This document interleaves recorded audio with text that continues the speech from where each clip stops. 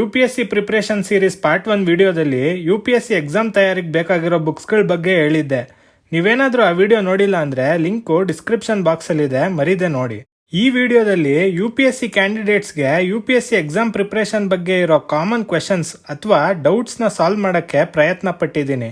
ಇದು suggestion video ಆಗಿರೋದ್ರಿಂದ ಸ್ವಲ್ಪ ಬೋರ್ ಆಗ್ಬೋದು ಅಥವಾ ಪ್ರೀಚ್ ಮಾಡ್ದಂಗೆ ಅನಿಸ್ಬೋದು. ನನಗೆ ಗೊತ್ತಿರೋ ಸ್ವಲ್ಪ ನಾಲೆಜ್ನ ನಿಮ್ಮ ಜೊತೆ ಶೇರ್ ಮಾಡಿದ್ದೀನಿ. ಬೋರ್ ಆದರೆ 2x ಸ್ಪೀಡಲ್ಲಿ ನೋಡಿ. ಇದಾದ್ಮೇಲೂ ಇರ್ರಿಲೆವೆಂಟ್ ಅಂತ ಅನ್ಸಿದ್ರೆ ವಿಡಿಯೋ ಸ್ಟಾರ್ಟಿಂಗಲ್ಲೇ ಕ್ಷಮೆ ಕೇಳ್ಬಿಡ್ತೀನಿ. ಇವಾಗ ಈ ವಿಡಿಯೋದಲ್ಲಿರೋ ಕಂಟೆಂಟ್ಸ್ ಮೇಲೆ ಫೋಕಸ್ ಮಾಡೋಣ. ನೀವು UPSC ಎಕ್ಸಾಮ್ಸ್ ಕ್ಲಿಯರ್ ಮಾಡಬೇಕು ಅಂದರೆ ನಿಮ್ಮ ಕಾಂಪಿಟೇಷನ್ ಬಗ್ಗೆ ತಿಳ್ಕೊಳ್ಳೋದು ತುಂಬ ಮುಖ್ಯ ಆಗುತ್ತೆ. ಯಾಕಂದರೆ ಈ ಎಕ್ಸಾಮ್ ಕ್ಲಿಯರ್ ಮಾಡೋಕ್ಕೆ ನೀವೆಷ್ಟು ಎಫರ್ಟ್ ಹಾಕಬೇಕು ಅಂತ ಗೊತ್ತಾಗುತ್ತೆ. ಜೊತೆಗೆ ಪ್ರತಿ ಹಂತದಲ್ಲೂ ನಿಮ್ಮ ಕಾಂಪಿಟೇಷನ್ನ ಹಿಂದಿಟ್ಕೊಂಡು ಒಂದೊಂದೇ ಹೆಜ್ಜೆ ನಿಮ್ಮ ಗುರಿ ಕಡೆ ತಲುಪೋದು ಹೇಗೆ ಅಂತಲೂ ಗೊತ್ತಾಗುತ್ತೆ. ಇವಾಗ ಕಾಂಪಿಟೇಷನ್ ಎಷ್ಟಿರುತ್ತೆ ತಿಳ್ಕೊಳ್ಳೋಣ.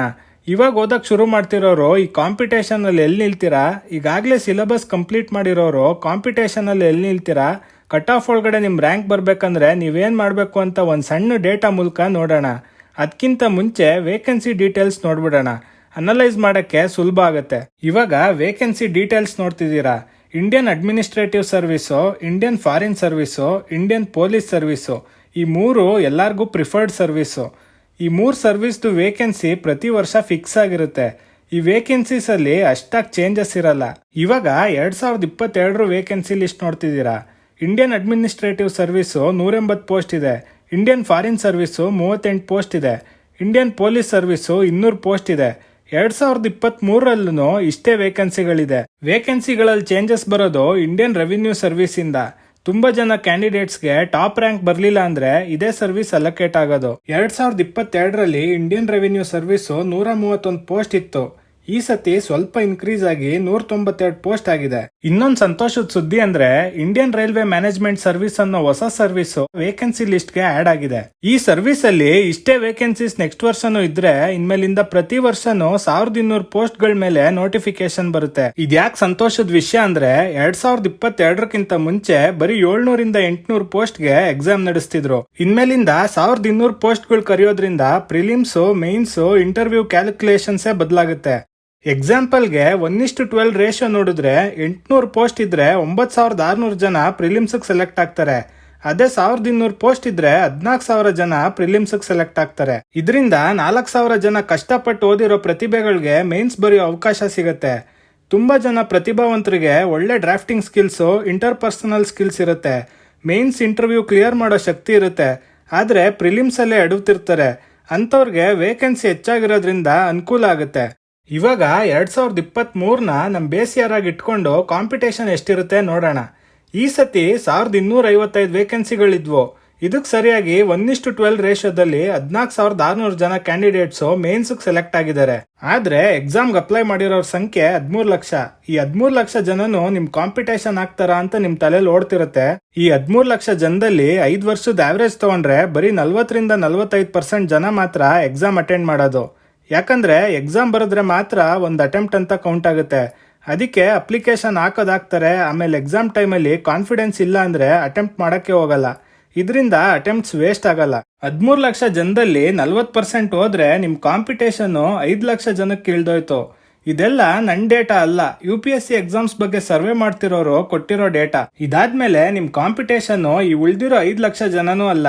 ಯಾಕಂದ್ರೆ UPSC ಎಕ್ಸಾಮ್ಸ್ಗೆ ಕೋಚಿಂಗ್ ತಗೊಳ್ಳೋ ಮುಂಚೆ ಕೆಲವು ಫಸ್ಟ್ ಟೈಮ್ ಕ್ಯಾಂಡಿಡೇಟ್ಸ್ಗೆ ಒಂದು ಕೆಟ್ಟ ಅಭ್ಯಾಸ ಇರುತ್ತೆ. ಅದೇನಂದ್ರೆ ಮೊದಲು ಒಂದು ಅಟೆಂಪ್ಟ್ ಕೊಡೋಣ, ಅದಾದ್ಮೇಲೆ ಈ ಎಕ್ಸಾಮ್ ಕ್ಲಿಯರ್ ಮಾಡಕ್ಕೆ ನಮ್ ಕೈಲಿ ಸಾಧ್ಯನಾ ಇಲ್ವಾ ಅಂತ ಡಿಸೈಡ್ ಮಾಡಿ ಕೋಚಿಂಗ್ ಸೇರಿ UPSCನ ಕೆರಿಯರ್ ಆಪ್ಷನ್ ಆಗಿ ಇಟ್ಕೊಳ್ಳೋಣ ಅಂತಿರ್ತಾರೆ. ಇದು ತುಂಬಾ ರಾಂಗ್ ಡಿಸಿಷನ್. ಯಾಕಂದ್ರೆ ಫುಲ್ ಪ್ರಿಪೇರ್ ಆಗಿ ಚೆನ್ನಾಗಿ ಕೋಚಿಂಗ್ ತಗೊಂಡು ಟೆಸ್ಟ್ ಸೀರೀಸ್ ಎಲ್ಲ ಅಟೆಂಪ್ಟ್ ಮಾಡಿರೋ ಸೀರಿಯಸ್ ಕ್ಯಾಂಡಿಡೇಟ್ಸ್ಗೆ ಎಕ್ಸಾಮ್ ಕಷ್ಟ ಅನ್ಸುತ್ತೆ.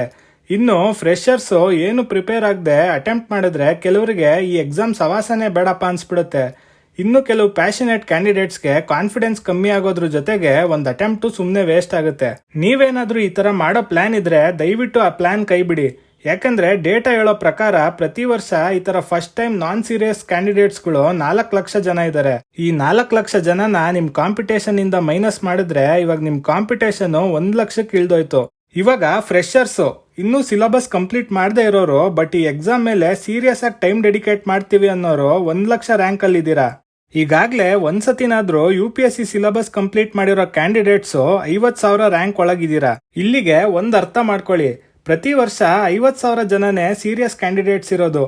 ಇಲ್ಲಿಂದ ನೀವು ಓದಿರೋ ಸಿಲೆಬಸ್ನ ಮಾಸ್ಟರ್ ಮಾಡಿ ಒಂದೊಂದೇ ಹೆಜ್ಜೆ 14,000 ಪ್ರಿಲಿಮ್ಸ್ಗೆ ಸೆಲೆಕ್ಟ್ ಆಗೋ ಕ್ಯಾಂಡಿಡೇಟ್ಸ್ ಲಿಸ್ಟ್ ಅಲ್ಲಿ ಸೇರ್ಕೋಬೇಕು. ನಿಮ್ ಸ್ಕಿಲ್ಸ್ ಟೆಸ್ಟ್ ಮಾಡ್ಕೊಳಕ್ಕೆ, ನೀವು ಸಿಲೆಬಸ್ನ ಮಾಸ್ಟರ್ ಮಾಡಿದಿರಾ ಇಲ್ವಾ ಅಂತ ತಿಳ್ಕೊಳಕ್ಕೆ ಇರೋದು ಒಂದೇ ದಾರಿ, ಅದು ಟೆಸ್ಟ್ ಸೀರೀಸ್ಗಳು. ಟೆಸ್ಟ್ ಸೀರೀಸ್ಗಳ ಮಹತ್ವನ ಪ್ರಿಲಿಮ್ಸ್ ಮೇನ್ಸ್ ಬಗ್ಗೆ ಹೇಳುವಾಗ ಕಂಪ್ಲೀಟ್ ಆಗಿ ಹೇಳ್ತೀನಿ. ಇದೇನಪ್ಪ 13 ಲಕ್ಷ ಜನ ಕಾಂಪಿಟೇಷನ್ ಇಂದ ಸೀದಾ 50,000 ಇಳಿಸ್ಬಿಟ್ರು ಅಂತ ಅನ್ಕೋತಿರೋರ್ಗೆ ಒಂದ್ ಬ್ಯಾಡ್ ನ್ಯೂಸು ಇದೆ. ಅದೇನಂದ್ರೆ ಈ ಸತಿ ಪ್ರಿಲಿಮ್ಸ್ ಸೆಲೆಕ್ಟ್ ಆಗಿರೋ 14,600 ಜನದಲ್ಲಿ 10,000 ಜನ ಮೇನ್ಸ್ ಎಕ್ಸಾಮ್ ಅಲ್ಲಿ ಫಿಲ್ಟರ್ ಆಗ್ತಾರೆ.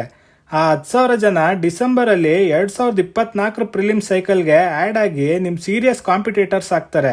ಅದ್ರಲ್ಲೂ 2023 ಪ್ರಿಲಿಮ್ಸ್ ತುಂಬಾ ಟಫೆಸ್ಟ್ ಪ್ರಿಲಿಮ್ಸ್ ಅಂತ ಎಲ್ಲಾ ಕಡೆ ವ್ಯಾಖ್ಯಾನ ಮಾಡ್ತಿರುವಾಗ ಆ ಪ್ರಿಲಿಮ್ಸ್ ಬರ್ದು ಪಾಸ್ ಆಗಿರೋ ಜೋಶಲ್ಲಿ ಈ ಕ್ಯಾಂಡಿಡೇಟ್ಸ್ ಇರ್ತಾರೆ. ಈ ಕ್ಯಾಂಡಿಡೇಟ್ಸ್ ಅಲ್ಲಿ ಅಟ್ಲೀಸ್ಟ್ 6,000 ಜನ ಆದ್ರೂ 2024 ಪ್ರಿಲಿಮ್ಸ್ ಅಲ್ಲೂ ಪಾಸ್ ಆಗ್ತಾರೆ. ಆದ್ರಿಂದ ನಿಮಗ್ ಮಿಗೋದು 14,000 ಜನ ಬದಲು 8,000 ಸೀಟ್ಗಳು ಮಾತ್ರ. ಅದಕ್ಕೆ ಜ್ಞಾಪಕ ಇರಲಿ, ಇವರೇ ನಿಮ್ ಸ್ಟ್ರಾಂಗ್ ಕಂಟೆಂಡರ್ಸು. ಪ್ರತಿ ಎಕ್ಸಾಮ್ ಸೈಕಲ್ ಅಲ್ಲೂ ಹೀಗೆ ಆಗುತ್ತೆ. ಇವಾಗ ಎಕ್ಸಾಮ್ ಸೈಕಲ್ ಬಗ್ಗೆ ತಿಳಿಸ್ಕೊಡ್ತೀನಿ.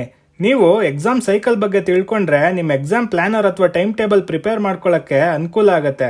UPSC ನೋಟಿಫಿಕೇಶನ್ ಪ್ರತಿ ವರ್ಷ ಕಾಲ್ ಆದ್ರೂ ಎಕ್ಸಾಮು ಒಂದ್ ವರ್ಷದಲ್ಲಿ ಕ್ಲಿಯರ್ ಮಾಡೋ ಎಕ್ಸಾಮ್ ಅಲ್ಲ. ಯಾಕಂದ್ರೆ ಎಕ್ಸಾಮ್ ಪ್ಯಾಟರ್ನ್ ಇಂದ ಹಿಡಿದು ಎಕ್ಸಾಮ್ ಸಿಲೆಬಸ್ ಡಿಸೈನ್ ಮಾಡಿರೋ ರೀತಿ ಆಗಿದೆ. ಅದಕ್ಕೆ ಕೆಲವು ಟಾಪರ್ಸು ಮೊದಲನೇ ಅಟೆಂಪ್ಟ್ ಅಲ್ಲೇ ಕ್ಲಿಯರ್ ಮಾಡಿದೀವಿ ಅಂತ ಪ್ರೌಡ್ ಆಗಿ ಹೇಳ್ಕೊತಾರೆ ಹೊರತು ಎಷ್ಟು ವರ್ಷ ತಗೊಂಡಿದೀವಿ ಅಂತ ಹೇಳಲ್ಲ. ಯಾಕೆ ಈ ತರ ಎಕ್ಸಾಮ್ ಡಿಸೈನ್ ಮಾಡಿದ್ದಾರೆ ಅಂದ್ರೆ, ಪ್ರೆಷರ್ ನಿಮ್ ಲೈಫಿನ ಇಂಪಾರ್ಟೆಂಟ್ ಪಾರ್ಟ್ ಆಗಿರ್ಲಿ, ಜೊತೆಗೆ 8 ಅವರಿಂದ 10 ಅವರು ಪ್ರೆಷರ್ ಜೊತೆಗೆ ತಾಳ್ಮೇಲೆ ಕೆಲಸ ಮಾಡೋ ಗುಣಗಳನ್ನ ರೂಢಿಸ್ಕೊಳ್ಳಿ ಅಂತ. ನಿಮ್ಗೆಲ್ಲ ಗೊತ್ತಿರೋ ಹಾಗೆ ನಮ್ ಭಾರತದ್ದು ಕಾಂಪ್ಲೆಕ್ಸ್ ಡೆಮೋಕ್ರಸಿ. 50ಕ್ಕಿಂತ ಜಾಸ್ತಿ ಸ್ಟೇಟ್ ಪಾರ್ಟಿಗಳಿದೆ. ಅವಕ್ಕೆಲ್ಲ ವಿಭಿನ್ನವಾದ ಐಡಿಯಾಲಜಿಸ್ಗಳಿರುತ್ತೆ. ಇವರೆಲ್ಲ ಬೇರೆ ಪಾರ್ಟಿಗಳು ಸಪೋರ್ಟ್ ತಗೊಂಡು ಅಧಿಕಾರ ಸ್ವೀಕರಿಸಕ್ಕೆ ಯೋಗ್ಯವಾದ ಪಾರ್ಟಿಗಳು. ಆದ್ರಿಂದ ಅವ್ರ ಐಡಿಯಾಲಜಿಸ್ ಭಾಗವಾಗಿ ಲೆಜಿಸ್ಲೇಚರ್ ಅಲ್ಲಿ ಲಾಸ್ಗಳಾಗುತ್ತೆ. ಅವ್ರು ಮಾಡೋ ಲಾಸ್ಗಳು ಬರೀ ಕಲ್ಲಾದ್ರೆ ಅದಕ್ಕೆ ರೂಪ ಕೊಡೋ ಎಕ್ಸಿಕ್ಯೂಟಿವ್ ಪೊಸಿಷನ್ ಅಲ್ಲಿ ನೀವಿರ್ತೀರಾ. ಆದ್ರಿಂದ ಒಂದ್ಸತಿ ನೀವು ಎಕ್ಸಾಮ್ ಕ್ಲಿಯರ್ ಮಾಡಿದ್ರೆ ಪ್ರೆಷರೇ ನಿಮ್ ಬೆಸ್ಟ್ ಫ್ರೆಂಡ್ ಆಗುತ್ತೆ. ಇವಾಗ ಈ ಎಕ್ಸಾಮ್ಸ್ಗೆ ಒಂದ್ ವರ್ಷದಲ್ಲಿ ತಯಾರಿ ತಗೊಳಕ್ ಆಗ್ಲಿಲ್ಲ ಅಂದ್ರೆ ಇನ್ನೆಷ್ಟು ವರ್ಷಗಳು ಬೇಕು ಅಂತ ನೀವು ಕೇಳ್ಬೋದು. ಎಷ್ಟು ವರ್ಷಗಳು ಬೇಕು ಅನ್ನೋದು ನಿಮ್ ಸೀರಿಯಸ್ನೆಸ್ ಮೇಲೆ ಡಿಪೆಂಡ್ ಆಗುತ್ತೆ. ಆದ್ರೆ UPSC ಎಕ್ಸಾಮ್ಸ್ನ ಡೆಫಿನೆಟ್ ಆಗಿ ಕ್ಲಿಯರ್ ಮಾಡ್ತೀವಿ, ಒಂಚೂರು ಡಿಸ್ಟ್ರಾಕ್ಟ್ ಆಗದೆ ಟೈಮ್ ಡೆಡಿಕೇಟ್ ಮಾಡ್ತೀವಿ ಅನ್ನೋರ್ಗೆ ಈ ಎಕ್ಸಾಮು 2 ವರ್ಷದ ಸೈಕಲ್. ಈ 2 ವರ್ಷದ ಸೈಕಲ್ ಹೇಗಿರುತ್ತೆ ಎಕ್ಸಾಂಪಲ್ ಸಮೇತ ನೋಡೋಣ. ನಿಮ್ಗೆಲ್ಲ ಗೊತ್ತಿರೋ ಹಾಗೆ ಪ್ರಿಲಿಮ್ಸ್ ಎಕ್ಸಾಮ್ ಮುಗಿಯೋದು ಮೇ ಅಲ್ಲಿ ಅಥವಾ ಜೂನ್ ಫಸ್ಟ್ ವೀಕ್ ಅಲ್ಲಿ. ಆದ್ರಿಂದ ಎಕ್ಸಾಮ್ ಸೈಕಲ್ ಪ್ರತಿ ವರ್ಷ ಜೂನ್ ಇಂದ ಶುರು ಆಗುತ್ತೆ. ಇವಾಗ ಫ್ರೆಶ್ ಕ್ಯಾಂಡಿಡೇಟ್ಸ್ಗೆ 2 ವರ್ಷದ ಎಕ್ಸಾಮ್ ಸೈಕಲ್ ನೋಡೋಣ. ಫ್ರೆಶ್ ಕ್ಯಾಂಡಿಡೇಟ್ಸು 2023 ಜೂನ್ ಇಂದ 2024 ಜೂನ್ ಅಷ್ಟೊತ್ತಿಗೆ ಕೋಚಿಂಗ್ ಕ್ಲಾಸಸ್ ಮತ್ತೆ ಸಿಲೆಬಸ್ ಎಲ್ಲ ಮುಗಿಸ್ಕೋಬೇಕಾಗುತ್ತೆ. First year syllabus completion year. ಆದ್ರಿಂದ ಈಗಾಗಲೇ ಆಗಸ್ಟ್ ಆಗಿದ್ರು ಫ್ರೆಶ್ ಕ್ಯಾಂಡಿಡೇಟ್ಸ್ಗೆ ಇನ್ನ ಸಮಯ ಮೀರಿಲ್ಲ. ಕೋಚಿಂಗ್ ತಗೊಳ್ಳೋರ್ಗೆ ಆಗಸ್ಟ್ ಬ್ಯಾಚ್ ಕೂಡ ಶುರು ಆಗುತ್ತೆ.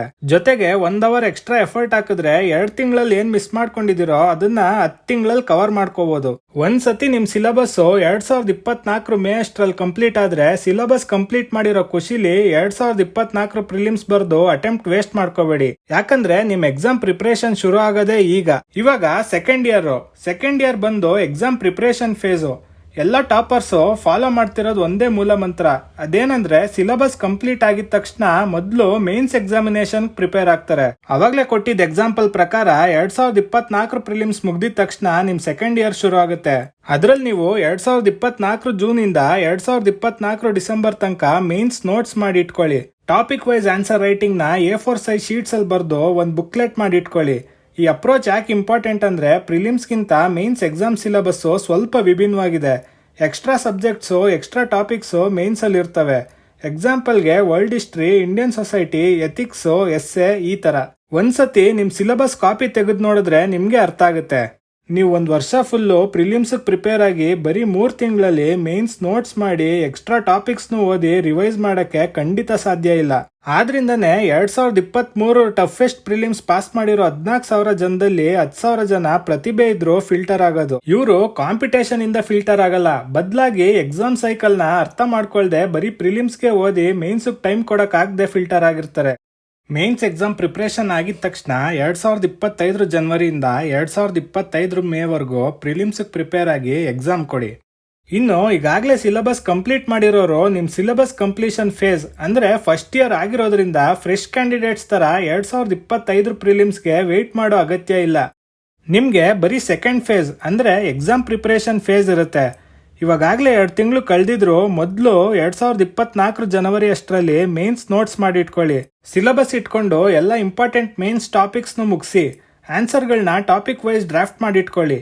ಇದ್ರ ಜೊತೆಗೆ ಸೈಡ್ ಬೈ ಸೈಡ್ ಪ್ರಿಲಿಮ್ಸ್ ಮತ್ತೆ ಮೇನ್ಸ್ ಟೆಸ್ಟ್ ಸೀರೀಸ್ಗಳು ಅಟೆಂಪ್ಟ್ ಮಾಡ್ತೀರಿ. ಇದಾದ್ಮೇಲೆ 2024 ಜನವರಿಯಿಂದ ಮೇ ತನಕ ಪ್ರಿಲಿಮ್ಸ್ ಪ್ರಿಪೇರ್ ಆಗಿ. ನೀವು ಈಗಾಗಲೇ ಮೇನ್ಸ್ಗೂ ಪ್ರಿಪೇರ್ ಆಗಿರೋ ಕಾರಣ ಸ್ಟೇಟ್ಮೆಂಟ್ ಬೇಸ್ಡ್ ಕ್ವೆಶನ್ಸ್ ಎಲ್ಲ ನಿಮಗೆ ಬಾಧೆ ಕೊಡಲ್ಲ. ಜೊತೆಗೆ ಪ್ರಿಲಿಮ್ಸ್ ಕ್ಲಿಯರ್ ಆದ್ರೆ ಈಗಾಗಲೇ ಮೇನ್ಸ್ಗೂ ಪ್ರಿಪೇರ್ ಆಗಿರೋದ್ರಿಂದ ರಿವೈಸ್ ಮಾಡಿ ಮೇನ್ಸ್ನು ಕ್ಲಿಯರ್ ಮಾಡಕ್ಕೆ ಬೆಸ್ಟ್ ಪೊಸಿಷನ್ ಅಲ್ಲಿ ಇರ್ತೀರಾ. ಎಕ್ಸಾಮ್ ಸೈಕಲ್ ಬಗ್ಗೆ ತಿಳ್ಕೊಂಡಿದ್ದಾಯ್ತು. ಇವಾಗ ಬೇಸಿಕ್ ಟಿಪ್ಸ್ ಮೇಲೆ ಗಮನ ಕೊಡೋಣ. ನಾನು ಆಗ್ಲೇ ಹೇಳ್ದೆ ನಿಮ್ಮ ಪ್ರಿಪ್ರೇಷನ್ ಜರ್ನಿಲಿ ತುಂಬಾ ಪ್ರೆಷರೈಸ್ ಸಿಚುವೇಶನ್ ಫೇಸ್ ಮಾಡಬೇಕಾಗುತ್ತೆ ಅಂತ. ಇದನ್ನೆಲ್ಲ ಗೆದ್ದು ಫೋಕಸ್ಡ್ ಆಗಿ ನಿಮ್ ಗುರಿ ಕಡೆ ಗಮನ ಇಟ್ಕೋಬೇಕಂದ್ರೆ ಏನ್ ಮಾಡ್ಬೇಕು ನೋಡೋಣ. ಮೊದಲನೇದಾಗಿ ಎಕ್ಸಾಮ್ ಜರ್ನಿಲಿ ಸಪೋರ್ಟ್ ಸಿಸ್ಟಮ್ ಆಗೋ ನಿಮ್ ಪೇರೆಂಟ್ಸ್ಗೆ ಈ ಎಕ್ಸಾಮ್ ನೇಚರ್ ಹೇಗಿದೆ ಅನ್ನೋ ಅರಿವು ಮೂಡಿಸಿ. ನಾರ್ಮಲಿ ಯಾರಾದ್ರೂ ಕ್ಯಾಂಡಿಡೇಟ್ಸ್ UPSC ಎಕ್ಸಾಮ್ ತಯಾರಿ ಮಾಡ್ತಿದ್ದಾರೆ ಅಂದ್ರೆ ಕ್ಯಾಂಡಿಡೇಟ್ಸ್ ಅವ್ರ ಪೇರೆಂಟ್ಸೇ ತುಂಬಾ ಹುಮ್ಮಸ್ಸಲ್ಲಿರ್ತಾರೆ. ಅದು ಒಳ್ಳೆ ಲಕ್ಷಣನೇ. ಆದ್ರೂ ನಿಮ್ ಕಡೆಯಿಂದ UPSC exams normal degree exams ತರ ಇರಲ್ಲ ಅಂತ ನಿಮ್ ಪೇರೆಂಟ್ಸ್ಗೆ ಅರಿವು ಮೂಡಿಸಿ. ಯಾಕಂದ್ರೆ 1 ವರ್ಷ ಅಥವಾ 2 ವರ್ಷ ಆದ್ಮೇಲೆ ಪೇರೆಂಟ್ಸ್ ಕಡೆಯಿಂದನೂ ಪ್ರೆಷರ್ ಬಂದ್ರೆ ನಿಮ್ಮಲ್ಲಿ ಕ್ಲಿಯರ್ ಮಾಡೋ ಅಬಿಲಿಟಿ ಇದ್ರೂ ಫಿಯರ್ ಆಫ್ ಸರ್ವೈವಲ್ ಬಂದ್ಬಿಡುತ್ತೆ. ಇದು KPSC ಎಕ್ಸಾಮ್ಸ್ ಅಥವಾ ಬೇರೆ ಕೆರಿಯರ್ ಆಪ್ಷನ್ಸ್ ಕಡೆ ನಿಮ್ ಮನ್ಸ್ ವಾಲಂಗ್ ಮಾಡುತ್ತೆ. ಒಂದ್ಸತಿ ನಿಮ್ ಮನ್ಸಲ್ಲಿ KPSC ಎಕ್ಸಾಮ್ಸ್ ಯಾವ್ದಾದ್ರು ಕ್ಲಿಯರ್ ಆದ್ರೆ ಸಾಕು ಅನ್ನೋ ಯೋಚನೆ ಬಂದ್ರೆ ನಿಮ್ UPSC ಪ್ರಿಪರೇಷನ್ ಹಳ್ಳ ಹಿಡ್ದಂಗೆ. ಯಾಕಂದ್ರೆ KPSC ಎಕ್ಸಾಮ್ಸ್ಗೆ ಒನ್ ಲೈನರ್ಸ್ ತರ ಫ್ಯಾಕ್ಟ್ಸ್ ಓದ್ಕೊಂಡು ಹೋಗ್ತೀರಾ. ಇದು ನಿಮ್ ಪ್ರಿಪರೇಷನ್ ಟೆಕ್ನಿಕ್ ಎಲ್ಲ ಹಾಳು ಮಾಡುತ್ತೆ.